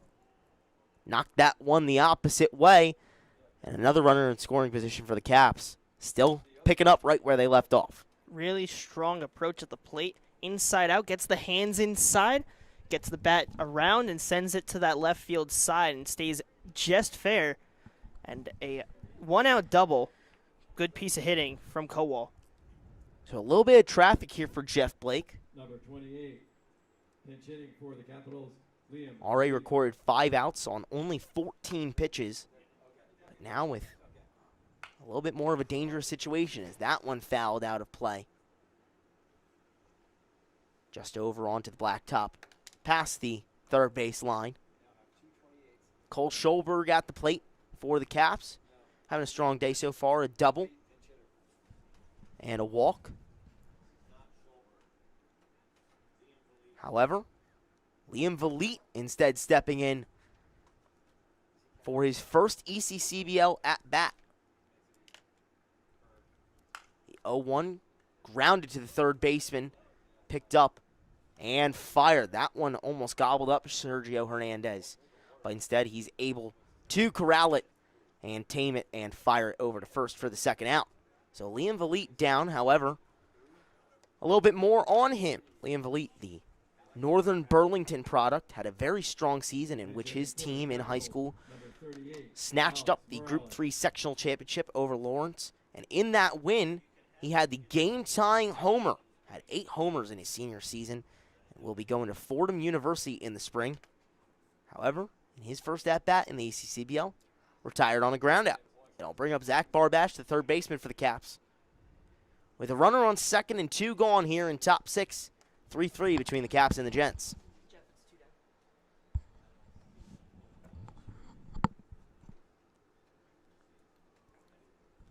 Barbash, a walk and a single so far. As that pitch from Blake, cracked foul.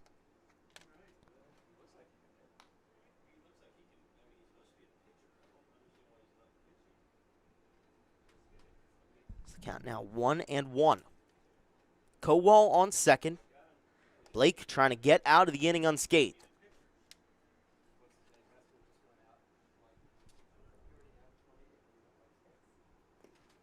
That one thrown out of the reach of J.C. LaQuara. And it will send Chase Kowal to third on the pass ball.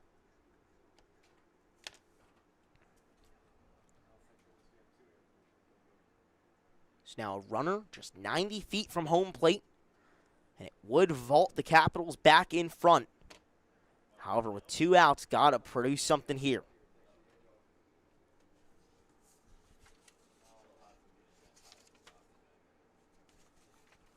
Blake fires the 2-1, swung on and missed. Beautiful breaking ball. Pulled on a string away from Alex Morales, the pinch hitter for Zach Barbash. 1 for 7 on the season so far, with an RBI double, a walk, and a strikeout. Kowal on third, 2 gone, and a 2-2 count. That one blocked by LaQuara at home plate as it skips for the dirt for the third ball. The count now runs full to Alex Morales.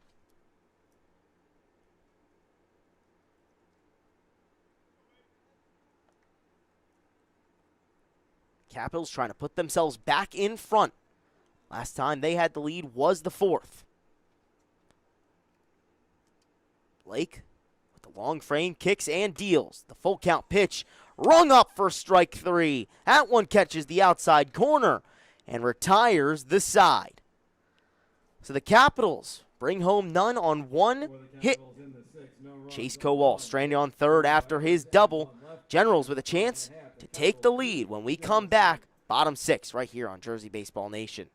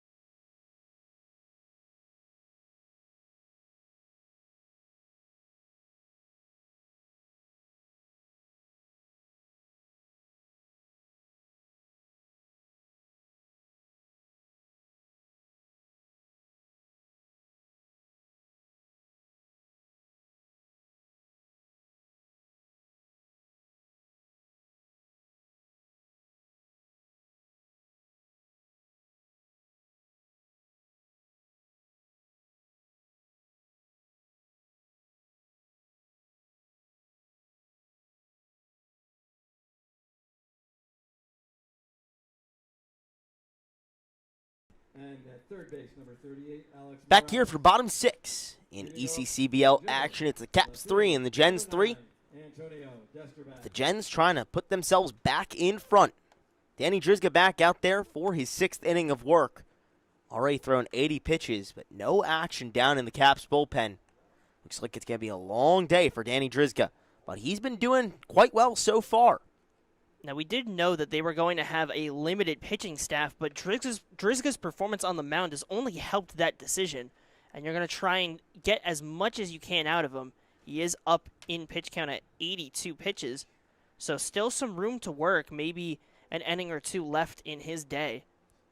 Yeah, already 2 games on the season, has only thrown 9 1/3 of an inning up to this point. That one just outside. So the count now 2-1 to Antonio Destrabats. A pair of walks for the left fielder today. Drizga at the ready and fires. The 2-1 popped up on the third base side, but it will get over towards the bleachers. So the count now 2-2 after that foul ball. Quick note on the Capitals' changes. While Drizga will continue on the mound, a whole host of changes out in the field. Now here's the new defensive alignment. It's Wright, Wargo, and Wilson left to right in the outfield. Morales at third, Tolbert at short, Gill at second, Wisman at first, and Drizga throwing to Liam Valit behind the plate now as the count runs full.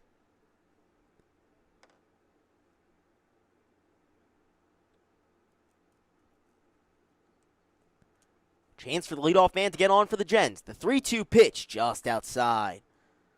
Great at-bat there from Antonio Destrabats for his 3rd walk of the day. That's a dynamic of his game that he's done so well throughout this season. It's just accepting, okay, I might not be able to get on with a base hit this at-bat, but I'm going to find my way on, and that's through the walks. He's done a strong job across this season, and so far today, doing just the same. Yeah, that one his 8th walk of the season. As the first pitch to Chris Galasso outside. Destrabats steals second on that pitch. Got a really nice jump. Perhaps taking after his teammate behind him in the lineup today in Chris Galasso. Trying to fight for that lead in walks. As Galasso came in today with 9. No walks so far, 0 for 2 in his plate appearances. Grounded into a double play and then flew out to left field. But the two teammates chasing after each other in the walks mark. That's that healthy competition you love to see. And that's what really helps a lineup flourish, is if you're able to have these guys competing for those counting stats, it means your team's doing a fairly good job in that regard. Yet another great approach at the plate, this time from Galasso. Already up ahead in the count 3-0. Destrabats on second. The leadoff man got on with a walk. As Drizga checks on Destrabats and fires. The 3-0 down low and out. So the 10th walk of the season for Chris Galasso puts him on first. And now it's first and second for the Gens. No outs. And Sergio Hernandez coming to the plate. Now they'll check on Danny Drizga. Now up to 90 pitches on the appearance today. And they need to produce an out if Drizga is going to have any chance. Want something on the ground, maybe produce a forced play or even a double play. And the key after that, after back-to-back walks, is really just get into the zone and try and get some strikes going.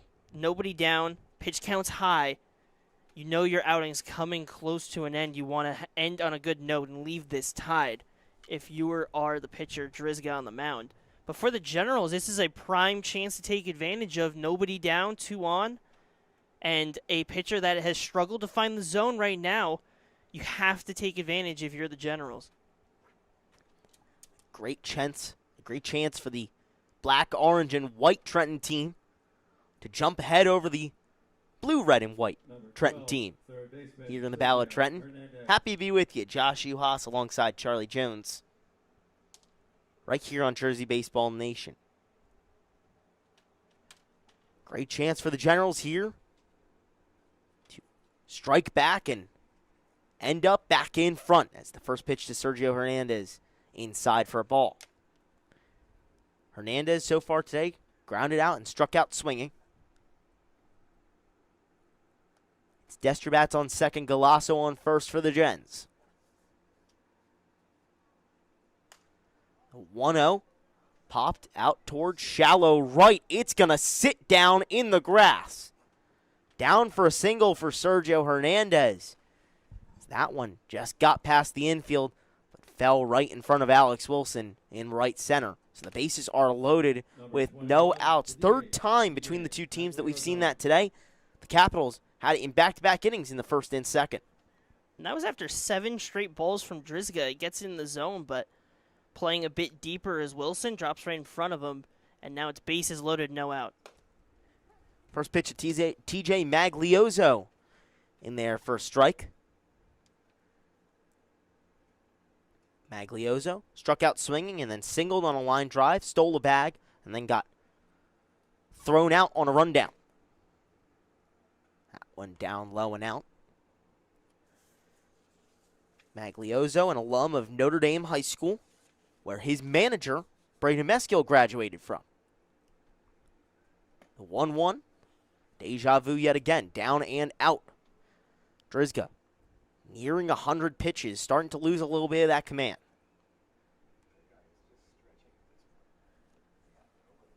There's only 1 out in the bullpen for the Caps as the 2-1.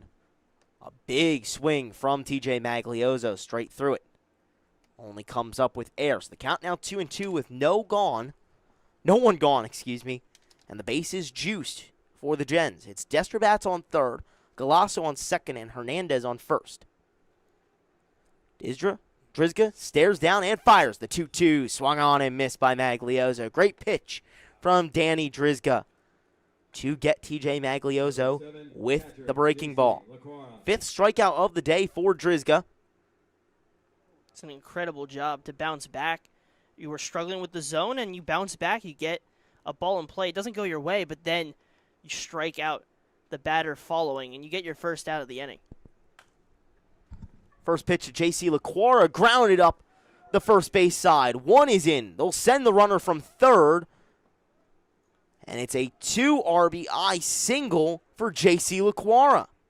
Sergio Hernandez advances to third on the play, and the Gens up 5-3 now, putting together some really nice at-bats here in bottom 6. And it was a situation where Wisman had a chance to charge at it, charging towards second, maybe throw it over there and try for 2, but ends up backing off with Gill going over for the ball, and ends up being a productive at-bat for the Generals. They take that 2-run advantage. Still with a chance for more as the first pitch to Jake Rupel in there for a strike. Runners on the corners with 1 out And the Gens already leading 5-3 after a 2-run sixth. They struck for 2 in the third, 1 in the fifth, and now 2 here in the sixth.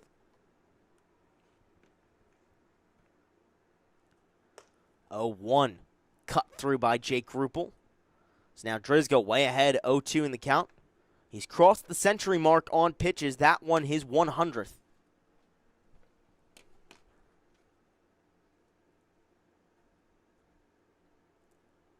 With a chance to get second out of the inning as that one on the 0-2 flied out towards left and corralled on a back pedal by Robbie Wright. However, Sergio Hernandez with great jump off third after tagging up. It's 6-3 Gens doubling up the Caps here in bottom 6. Number 8, the EH, Carlton. And it's not going to speak to exactly the outing Drizga had in terms of the box score, but he's done a good job considering we knew the plan was going to be limited pitchers. His job now is just to get innings after what was a very strong outing to keep it at a tie game. Now you're down 3, but still productive. First pitch to Carlton Crane. Grounded out in towards right field. Good for a single. So the Gens keep on hitting. Really finding their stride here in the bottom of the 6th. Still runners on first and second with 3 runs already across home plate. And a chance for more with 2 outs. And it looks like that might do it for Danny Drizga. At 102 pitches, Pete Moeller emerges from the dugout and points over to the bullpen. So we will get a pitching change after Drizga allows 3 here in the bottom of the 6th. We'll tell you a little bit more about the new pitcher, and we'll see if the Caps can come away from this bottom 6th, only giving up 3 runs. When we come back from this break, Generals up 6-3.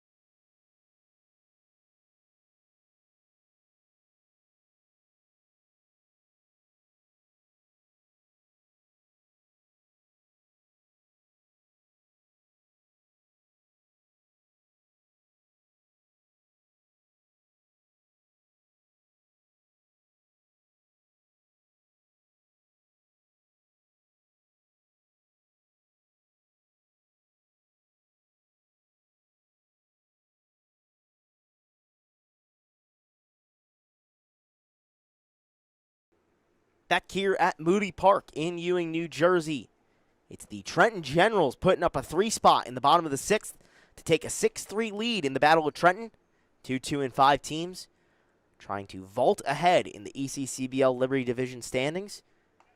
And for the Capitals, a new arm out there trying to stop this Generals momentum. It's Nick Rolfe, making his first appearance of the season for the Capitals, joined the team today.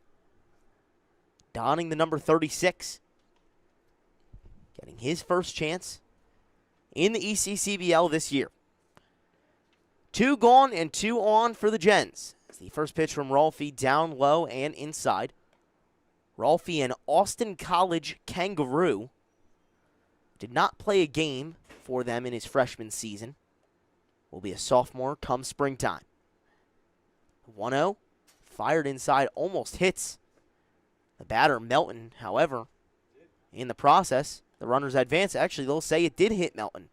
So he will take his place on first, and everyone moves up 90 feet. LaQuarrie to third, Crane to second, and Melton to first. And he'll flip over the lineup again. So Lucas Albert getting to take his 4th plate appearance of the day.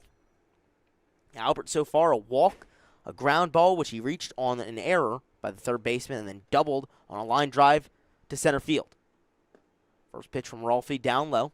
A little bit more on the new wing for the in this collegiate season for the Kangaroos. Now here for the Capitals in the ECCBL. Stands 6'2". A big righty. As the second pitch he sees picked up out of the air by Jack Gill on a line drive. So Rolfie gets out of it with the bases loaded, stranding 3 Generals base runners. However, the black, orange, and white of the Trenton Generals strike for 3 here in bottom 6, ending Danny Drizga's day. When we come back, bottom 7, Generals up 6-3 in the Battle of Trenton right here on Jersey Baseball Nation. Don't go anywhere.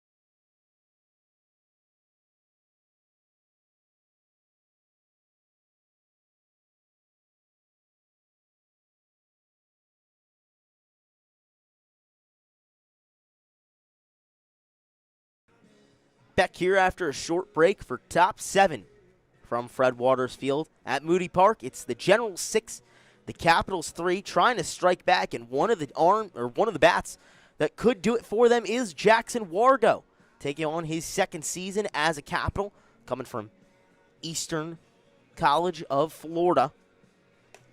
And, you know, this is a strong guy who played some meaningful at-bats at the D1 level, then went to Florida, and now comes back to Jersey for his 2nd season in the ECCBL. Here were his thoughts on coming back to be a Capital once again. Hey, what's up? I'm a former Capital returning for this year's season. I was here last year. You know, we had a good run last year. We had a really good group of guys. It was a good time with that group. We had a decent playoff run, and, you know, looking forward to being back with this group. Got a lot of new faces, but kind of shows, you know, Coach Pete can bring in different guys and we can still win. A couple games in this year. It'll be my first game today, but I'm excited to be back with this group and see what we can do. And as for myself, you know, last year I was able to be a contributing player. I'm looking forward to having a big role for the team and being a guy. So looking forward to it. Big thanks to Jackson Wargo for speaking with us as he takes on his 2nd season in the ECCBL. Talking a little bit about what he wants to get out of the year. Great chance to start figuring that out in his first appearance of the year today. He'll be the 2nd one batting for the Capitals here in top 7. First, he'll be the the substitution, Robbie Wright, out in left field as he swings at the first pitch. Wright comes into left for Julian Caruso. For Wargo in the 2nd spot, he's one of those few guys that is returning, and that's a different experience, what he's going to try and get out of it, versus some of these guys coming in for the first time. Wright grounds one right up the middle for a leadoff base hit for the Caps. Making his way to first and in there safely. Nice, strong, hard hit for Robbie Wright. And the leadoff man is on for Pete Muller's squad. Center fielder Jackson Wargo. And Wargo so far in the day had that single that was hit to short and ended up reaching it just fine at first because got to Albert a little bit too late, struck out looking, and has walked. Here is Jackson Wargo as he takes the first pitch outside. Wargo, another Notre Dame high school guy, committed to play D1 baseball at Longwood University, played a year, and then transferred to Eastern Florida State College. In his second year, played 32 games, bat .306 at the plate, 13 RBI, came across home plate 23 times, and had 5 stolen bases as well. Pretty strong stats against some really strong teams at the NJCAA level out in Florida. The 1-0 turns to 2-0 as that one way outside. Wargo watches it fly by him.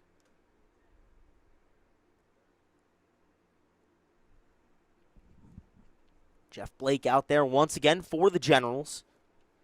Has come in and has shut down the Capitals since relieving Dane Jorgensen.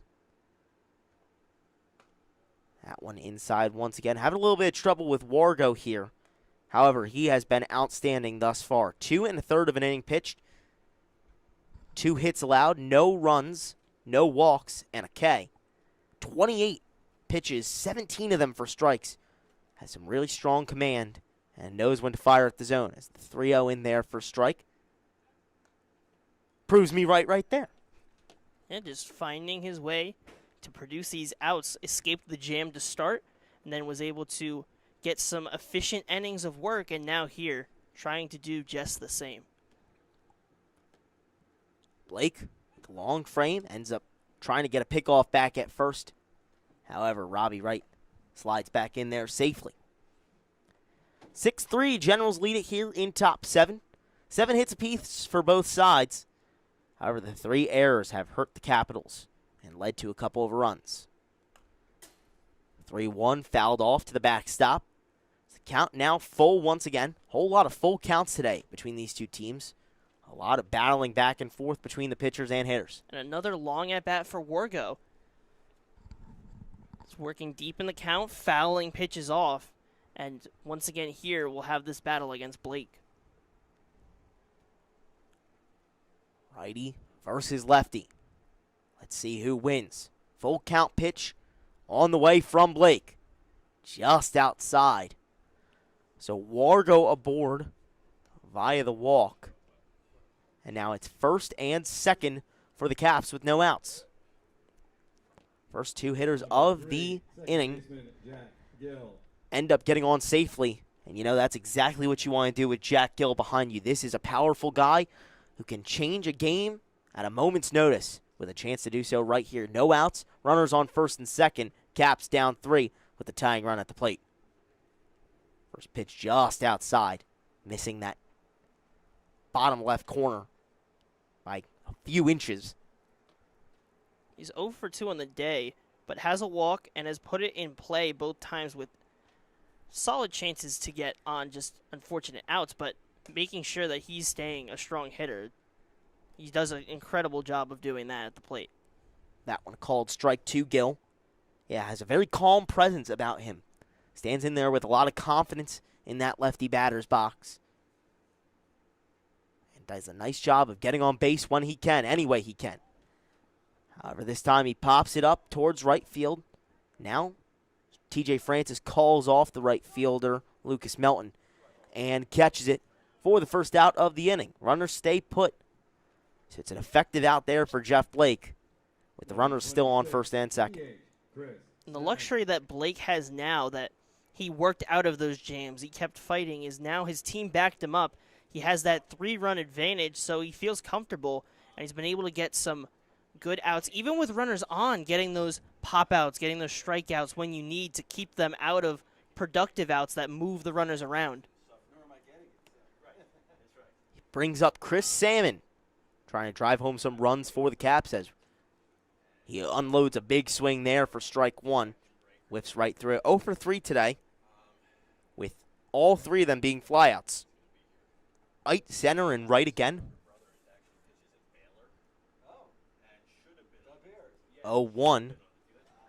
Lined out towards right field. The runner is held up at third.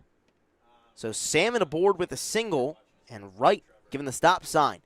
So it's bases loaded for the Caps with 1 out It's their 4th bases loaded opportunity of the day.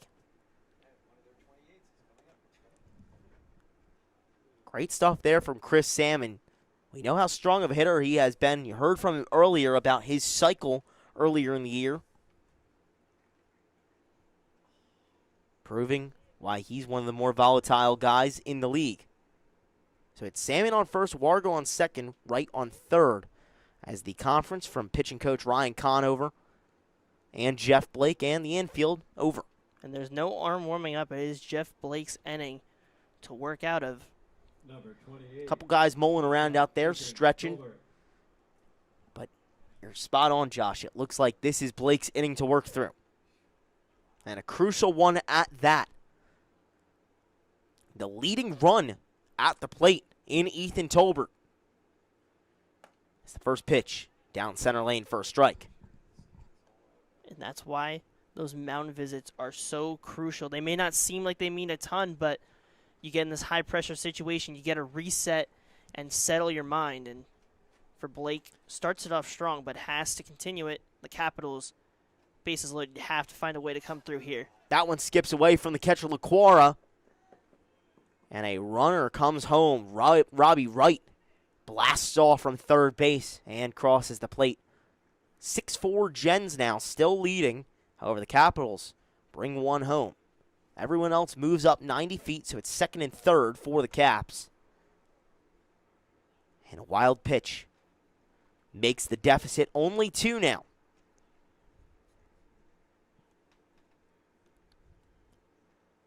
Blake comes set, stares down, and fires. The 1-1 popped up towards center. It's going to be a long run for Francis, and he will get there.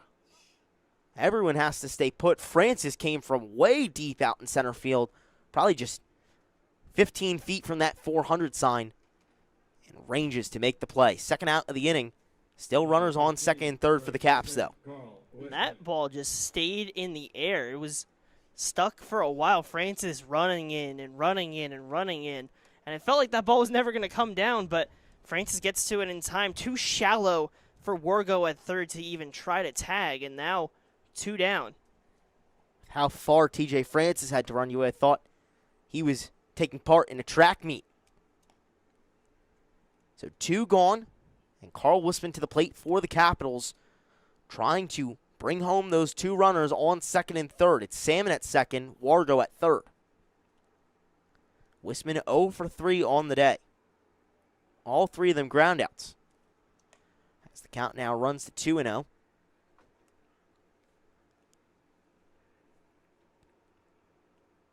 Blake up to 40 pitches. Through 3 innings of work, has given up 3 hits and 1 earned run. The 2-0 inside. There is a free base to put Wisman on. However, it would load the bases once again. Blake, the righty, staring down the lefty in Wisman. Fires the 3-0 outside. Wisman with a whole lot of patience at the plate, and it pays off. Bases are loaded for the Caps. And things are getting a little scary for the Gens. We mentioned it way earlier, but the Generals have gotten the better of the Capitals in their prior 3 matchups. They 2-1 lead on the season series. But the Caps now, with the bases loaded, a chance to strike back and try and put themselves back in the lead. 6-4 Gens, bases loaded, 2 outs. And it'll bring up Alex Wilson. First pitch to Wilson, clips that outside corner for a strike. Wilson has grounded out, walked, and flew out to left. No hits for him today. But a hit would likely score the 2 tying runs. That one upstairs. It's the count now 1-1. Every pitch is going to matter. That run that came in on a wild pitch behind the plate, LaCour is going to have to do his work to keep it in front of him. And really just every single time that ball goes to the plate, everyone keeping their eyes tuned. 1-1 inside. LaQuara has to slide over to catch it. Has had a couple nice blocks behind home plate today. Another solid one right there. Count now 2-1, nowhere to put Wilson. It would bring in a run, but it would still leave the Generals in front 6-5. As that one swung through. Big swing from Alex Wilson. So everything aligned at 2. 2 balls, 2 strikes, 2 outs. Bases are juiced for the Caps. But Jeff Blake with a chance to get out of the inning with only 1 run of damage. He'll try to do so right here on the 2-2. Kicks and delivers. Popped up foul and out of play. So he'll try it again.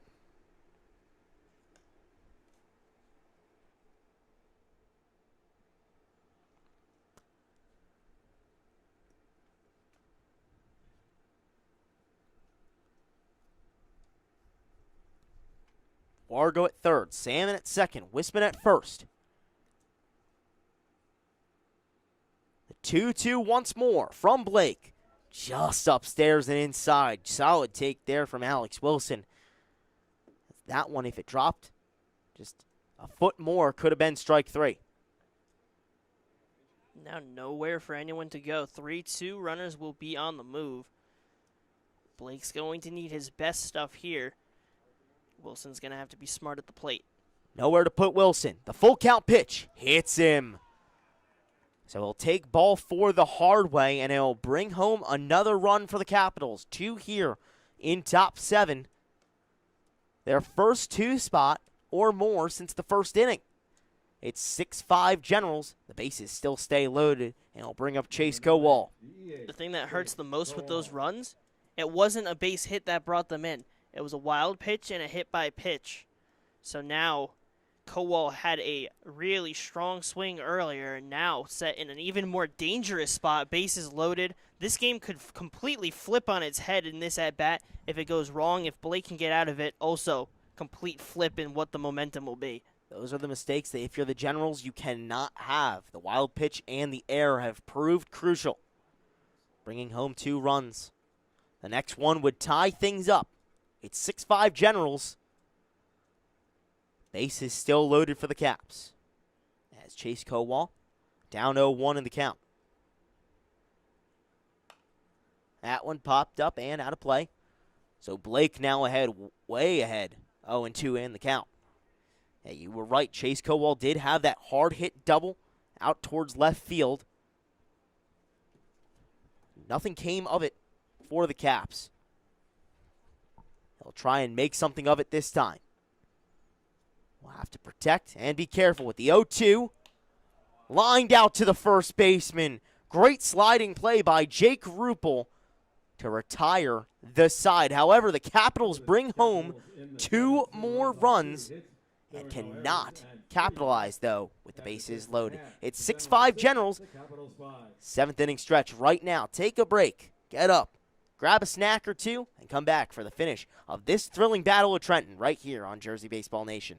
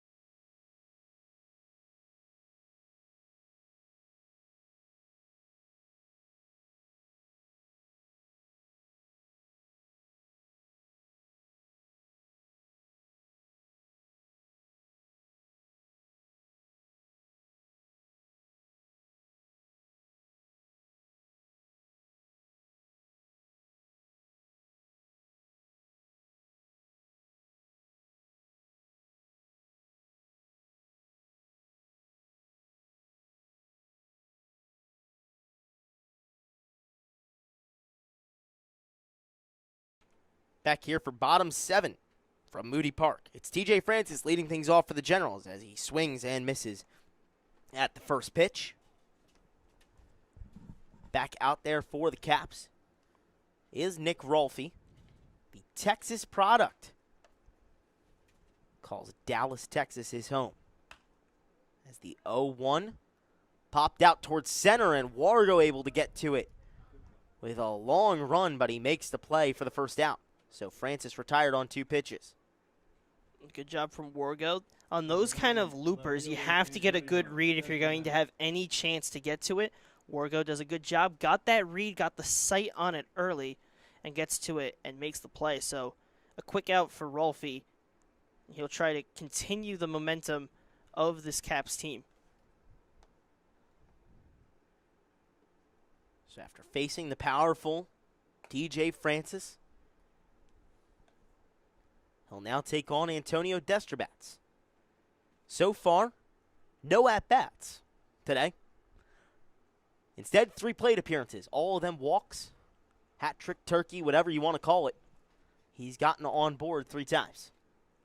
And in that battle against Galasso, Galasso also has walked this game. So see this plate appearance if Destrobats ends up extending it.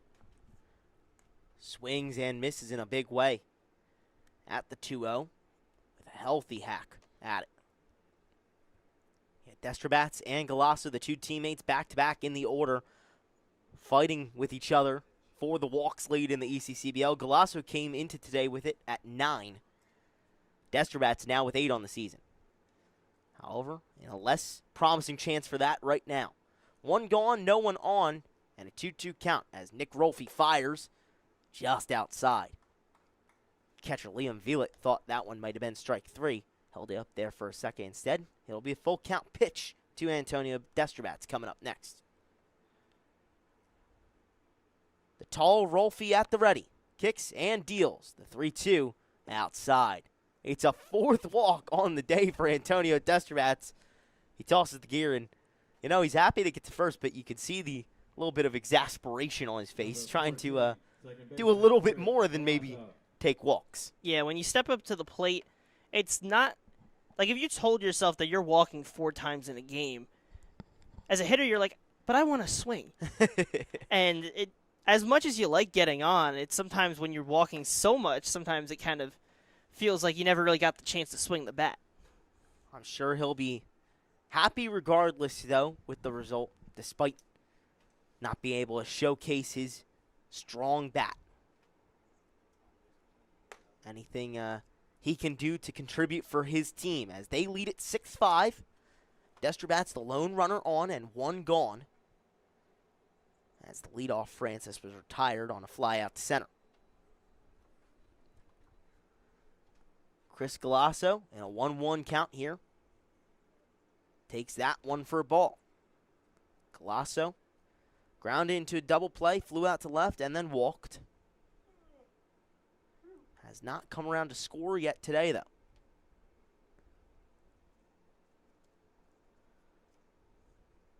The 2-1 from Rolfe. In there for a strike. Solid breaking ball from the 3-time state champion at Parish Episcopal out in Dallas. The 2-2 to Galasso. Swung on and missed. It's a foul tip into the glove of Liam Velet. And good for the first strikeout in the ECCBL career of Nick Rolfe. Yeah, doing a really good job. And it's not only the first time we're seeing him, but for Coach Muller, this is the first time he's seeing the man from Texas, and so far you have to be pretty pleased in what he's been able to do in his time on the mound. But obviously we've seen these games and these pitchers start strong, but then at the end of them have some struggles. We'll see how long he ends up going and how he ends up looking in those parts. Yeah, Rolfe came in relief of Danny Drizga, the starter for the Caps, who went 5 2/3 and threw 102 pitches in the process. His final line, 8 hits, 6 runs, 5 of them earned, 5 walks, 5 strikeouts. And Nick Rolfe came in as the second pitcher for the Caps today, doing a solid job so far. That ball skips away from Velet. However, Destrobats doesn't really pick it up. Instead, he returns back to first base. Could have swiped a free bag and put another runner in scoring position for the Generals. That's just a situation. He just was not looking over, kind of turned around, never really noticed it was gone. So Violet gets lucky that on the transfer when he loses it, Destrebat's not seeing it. 2-1 to Hernandez. Inside for a ball. So Rolfie has already issued 1 walk so far. 1 strikeout in tow as well. The 3-1 here, swung on and missed though. Thought maybe there was a chance he would issue his 2nd walk of the appearance. Instead, Sergio Hernandez swings at what might have been ball 4. Payoff pitch here with 2 outs. Swung on and missed. It's a foul tip into the catcher's mitt for the 2nd strikeout in back-to-back succession for Nick Rolfie. He retires the side and only allows 1 base runner on. It's still 6-5 Generals, though, when we come back here to Top 8 on Jersey Baseball Nation. It's the clash of 2 Trenton teams in the ECCBL Liberty Division.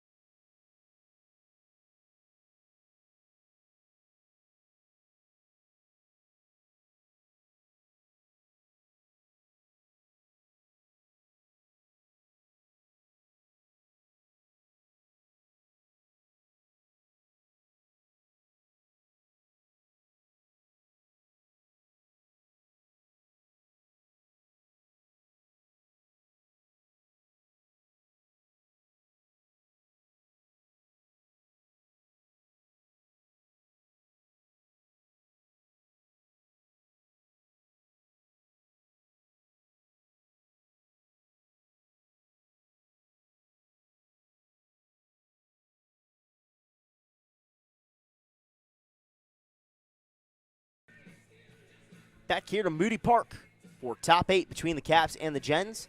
The latter leading 6-5. However, the Caps with a chance to strike back.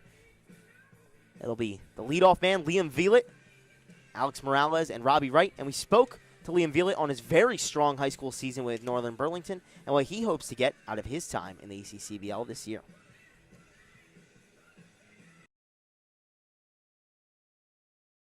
The biggest thing I wanted to work on is helping the team win, because in high school that was basically our philosophy. And when you help the team win, you also make a good season for yourself by putting up the stats and just helping your team win in general.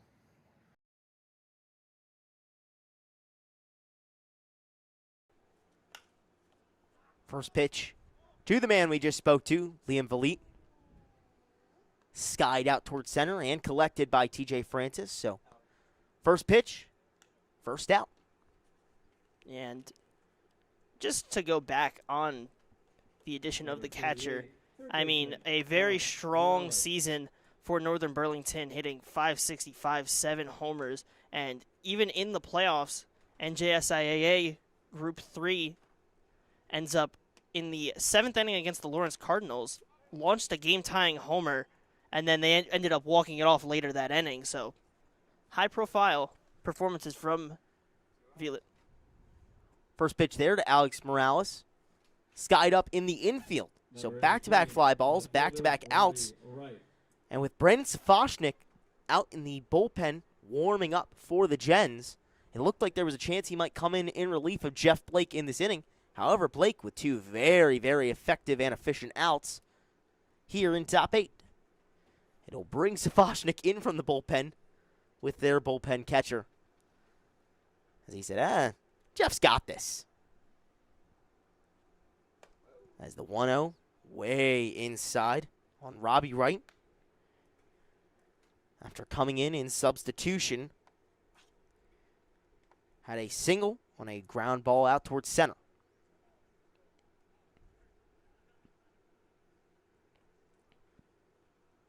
The 2-0-2 right down low. So the count now runs to 3-0. Blake, only the second pitcher used by the Generals today. Both of them throwing a ton of pitches. Jorgensen threw 86, and Blake, that is 59th, as he issues a 4-pitch walk to Robbie Wright with 2 outs. I mean, you look across this whole game, there's only been 4 pitchers used so far. It was Drizga to Rolfie for the Capitals, and here for the Generals, it's been Jorgensen and then Blake going 4 innings in relief. Yeah, both sides have been a little short-staffed in the bullpen today, so it's led to some longer appearances. And in that respect, all the pitchers have honestly done a pretty solid job. Things you want to see for both sides. As the first pitch to Jackson Wargo, swung on and missed. And there's a lot with both of the outings that on paper it's not going to look the best, but it doesn't really tell the full story. Jorgensen worked out of some jams, Drizga got you some length, and then your team ended up fighting back. So the box score may not say the whole story. Both these teams, everyone putting their best on the mound. Certainly. Yeah, back and forth between these two teams. The Caps started things off with a 2-0 lead. The Gens tied up in the third, and the Caps put themselves back in front a half inning later to go up 3-2. Then, in the bottom of the 5th, the Gens struck back for 1, and then in their next time up to the plate, struck for 3. Caps plated 2 in the last inning, and that's how we've gotten to this 6-5 Generals lead here in top 8 with 2 outs and a runner on first for the Caps. As that one outside. Count now 1-2 to Jackson Wargo, one of the new additions for the Capitals. We mentioned Liam Velite, another one of those additions. We've already seen Nick Rolfie as well on the mound. And Wargo, the first of those 3 guys to come in for the Capitals today, was in the starting lineup at the second slot. So far, 1 for 2 with 2 walks. And new faces all around both sides, and it's good to see that they're all making their name known in some way. I mean, the Generals, you had Crane getting on, getting some stolen bases working around. Melton has a ball that he crushed today. And then you look at Rolfie on the mound has done his job, and Velit behind the plate. 1-2 from Jeff Blake, swung on and whiffed that by Jackson Wargo. And Jeff Blake comes out for the top of the 8th and shuts down the Caps. Only throws 9 pitches in the process and gets out of the 8th. We head to bottom 8 when we come back. Generals looking to tack on more. It's 6-5 in the Battle of Trenton, with the Orange Generals leading over the Red and Blue Capitals.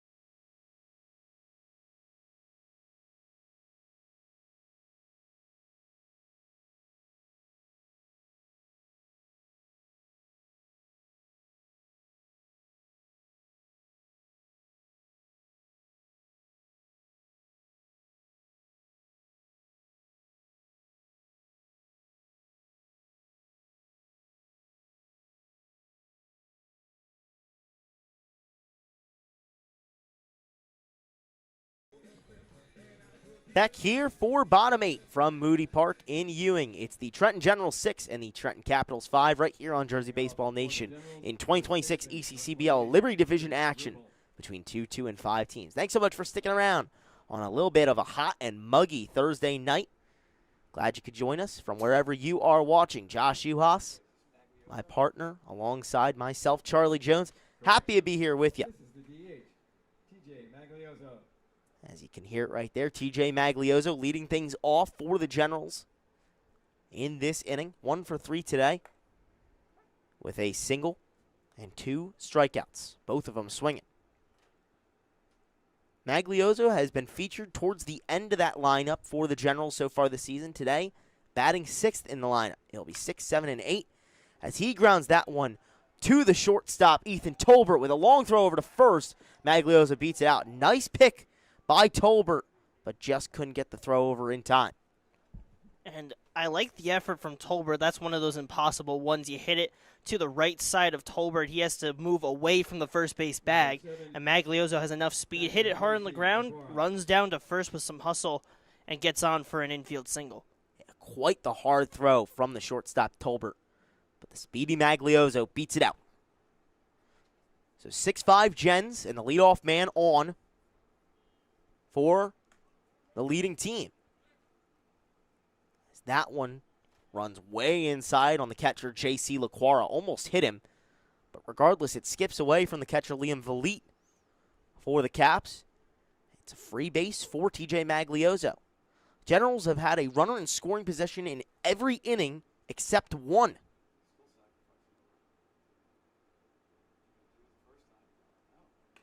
That one inside on LaQuara again, almost tapped him at the knees. The count now 2-0. A good stop behind the plate. Had to dive to stop that one, and keeps it with that runner staying on second.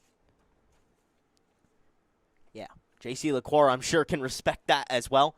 Making a tough couple of plays behind home plate himself today. Rolfe out once again for the Caps. Fires a strike there. First one of this at-bat. 2-1 now with no outs, and Maglioso on second for the Gens. It's Rolfe's third inning of work. Second inning, excuse me. As that one deep to right. Goodbye. J.C. LaQuara tees off. It's a 2-run shot, and it puts the Gens in front by even more. It's 8-5 Generals in the Battle of Trenton, thanks to J.C. LaQuara. An incredible swing, and got a good look at that one down the right field side, and brings around 2.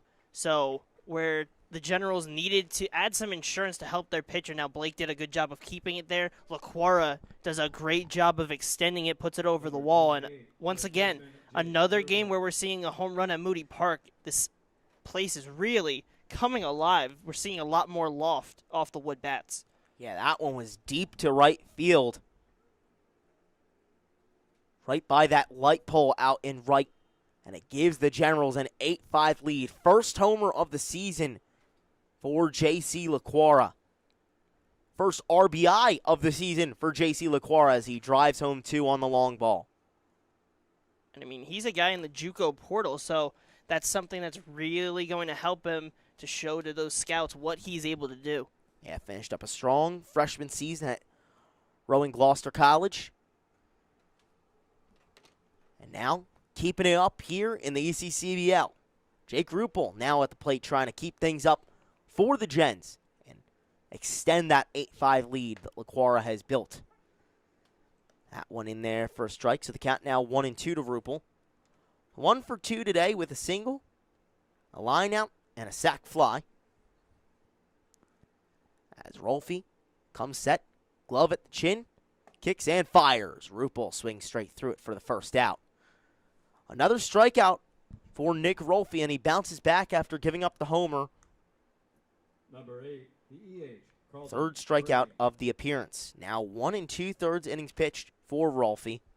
2 hits, 2 earned runs after that homer, and a walk issued as well. No one warming in the Caps pen.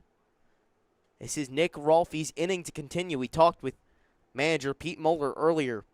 He said, well, I've got 2.5 pitchers. We didn't exactly know what that meant.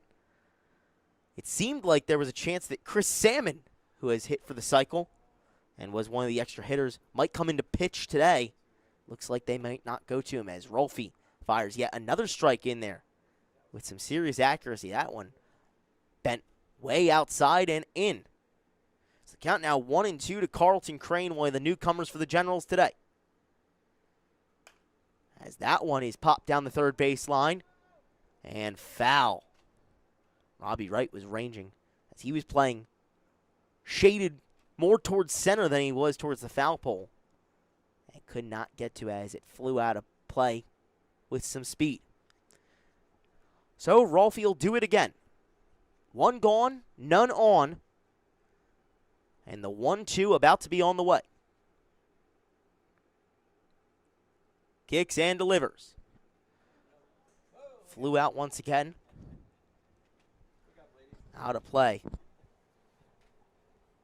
Braden Meskill throwing a hand up saying, I got it, I got it, I got it. You're just a little bit under it, but almost had it. Meskill going back to his playing days as a Capital last year. 1-2 from Rolfie yet again. Foul back once again. 3 straight foul balls by Carlton Crane. And strong contact. Has 2 singles on the day, a pop fly to left that dropped down, and a grounder through the right side. And here, just keeping that contact tool going, keeping this at-bat alive. 1-2 for the 4th consecutive time. This time swung on and missed by Carlton Crane, so Rolfie gets the better of him.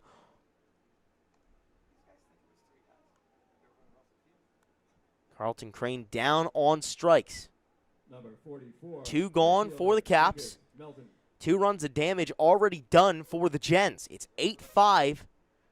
Generals over the Caps in the Battle of Trenton. The Caps pitching has had strong strikeout stuff. Drizga had 5, Rolfie had 4, but the Generals able to have that timely hitting and bring guys around to score, and then LaQuara extending the lead with that homer, the big swing. Just overall a good job from the Generals. Despite them striking out a couple times, they're still finding their ways to score and get on base. That they are. As the first pitch to Lucas Melton is strike. That one in there as well.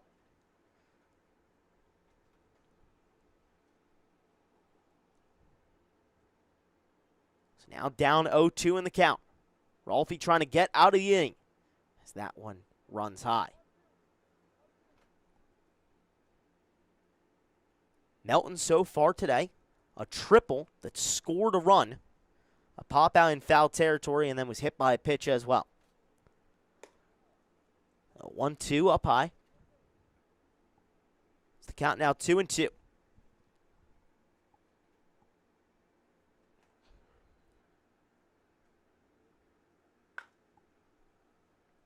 This one fouled out of play. Ran into the fence on that third base side. His first base coach, Randy Steen, saying, I got it this time. Trying to show up and steal Braden Meskill's thunder. Count still at 2-2. Rolfie ready to fire his 45th pitch of the day. Swung on and missed. Puts down Lucas Melton, but not before the Generals can plate 2 more on a big fly from their catcher, J.C. LaQuara. It's the Generals 8 and the Capitals 5. Last chance for the Caps to come away with a victory. Top 9 when we come back on Jersey Baseball Nation.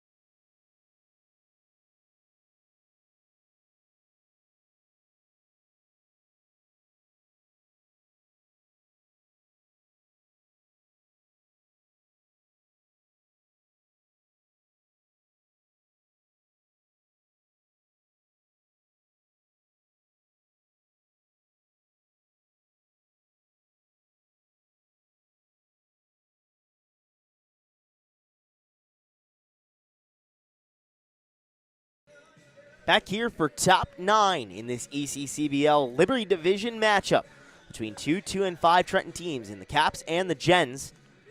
The Gens getting the better of the Caps on the season series coming into today, 2-1 against them. Looking for their third win and in prime position to do so, up 8-5, trying to close things out here in top 9. For the Caps, it'll be Jack Gill, Chris Salmon, and Ethan Tolbert, heart of their lineup, as Gill swings at the first pitch, but flares it foul. And Jeff Blake back out again for the Generals. Retired the side in the 8th on only 9 pitches, but has thrown a long time so far today. Has that breaking ball in there for a strike, ahead 0-2 early on in the count. Blake already up to 4 full innings of work as well as 1/3 of an inning. 3 hits, 2 runs, 3 walks, 2 strikeouts as the 0-2 runs outside. Came in relief of the starter Dane Jorgensen and has been absolutely lights out despite those 2 earned runs. Shut down multiple bases loaded spots. As Jack Gill puts that one into play, and it ends up being trouble for the third baseman for the Generals. Gobbled up for an error, their first of the day. We've seen some weird Moody Park hops be crucial and really rough for some teams.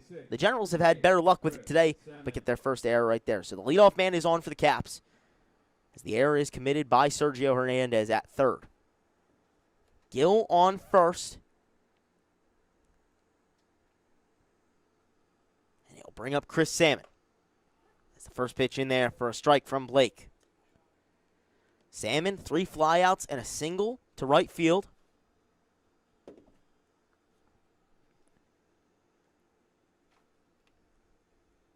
Keep this game alive for the Capitals. The 0-1 from Blake. Grounded up the middle. This could be 2. There's 1. And there is 2. It's a 6-4-3 double play. Albert, Galasso, Rupel turn it. And the Generals are 1 out away from moving to 3-1 against the Capitals this season and 3-5 on the season.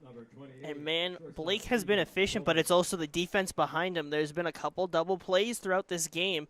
6-4-3, defense working strong. Get the throw down to first. It was closer than it seemed it was going to be, but get that out, and really helps Blake have this final inning potentially be smooth.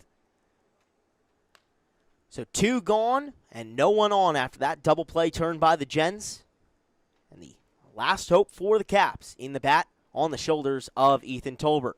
As he pops that one up out towards center, Francis takes a couple steps to the right, and he collects. The Generals with a 1-2-3 inning and close things down in the 9th, riding the back of our Ficaro Auto Collision player of the game, Jeff Blake, who throws 5 1/3 of an inning, 3 hits, 2 earned runs, 3 walks, 2 strikeouts, but generated outs at an insane pace to give the Generals their third win of the season. 8-5, Generals take it down. Just an incredible job. Jorgensen did his job, got out of a jam, had bases loaded multiple times for the Caps, but limited that damage, kept it to 2 runs, and then Blake comes in, escapes another jam, and has just a strong outing. 5 1/3 inning pitched, 2 earned runs, 2 Ks, 3 walks, and just kept fighting and fighting. His team gave him that run support in the 6th and then in the 8th, and they're able to take that win. Great job from the starter of Jorgensen doing his job, and an even better job of Jeff Blake in relief. So the Generals get things done. In 4 matchups with the Capitals, they have taken them down 3 times. The other couple ones have been very high scoring. This time, a little bit of a pitcher management duel between these 2 managers in Pete Miller and Braden Meskill. Well, Meskill, in his first season as a manager, has beaten up on his former team in a big way, taking down 3 wins against those Capitals. Generals moved to 3-5, Capitals moved to 2-6, and the Trenton Generals take possession of 4th place in sole entirety. Well, that will do it for our broadcast. The Generals win 8-5 on the back of Jeff Blake's outstanding performance, generating a ton of outs and a little bit of insurance from J.C. LaQuara on a 2-run homer to end things off. Generals move to 3-5. Capitals move to 2-6. For myself, Charlie Jones, and my partner, Josh Yuhas, thanks so much for tuning in to this broadcast of ECCBL action in the Liberty Division on Jersey Baseball Nation. We hope you'll tune in next time for a doubleheader on Saturday in the Liberty Division once again, where the South Jersey Kings will try to keep on advancing 6-2 so far in the lead of the Liberty Division, tied with the Matrix, trying to look for 2 more wins. That'll do it for us from Moody Park in Ewing. We'll see you next time right here on Jersey Baseball Nation.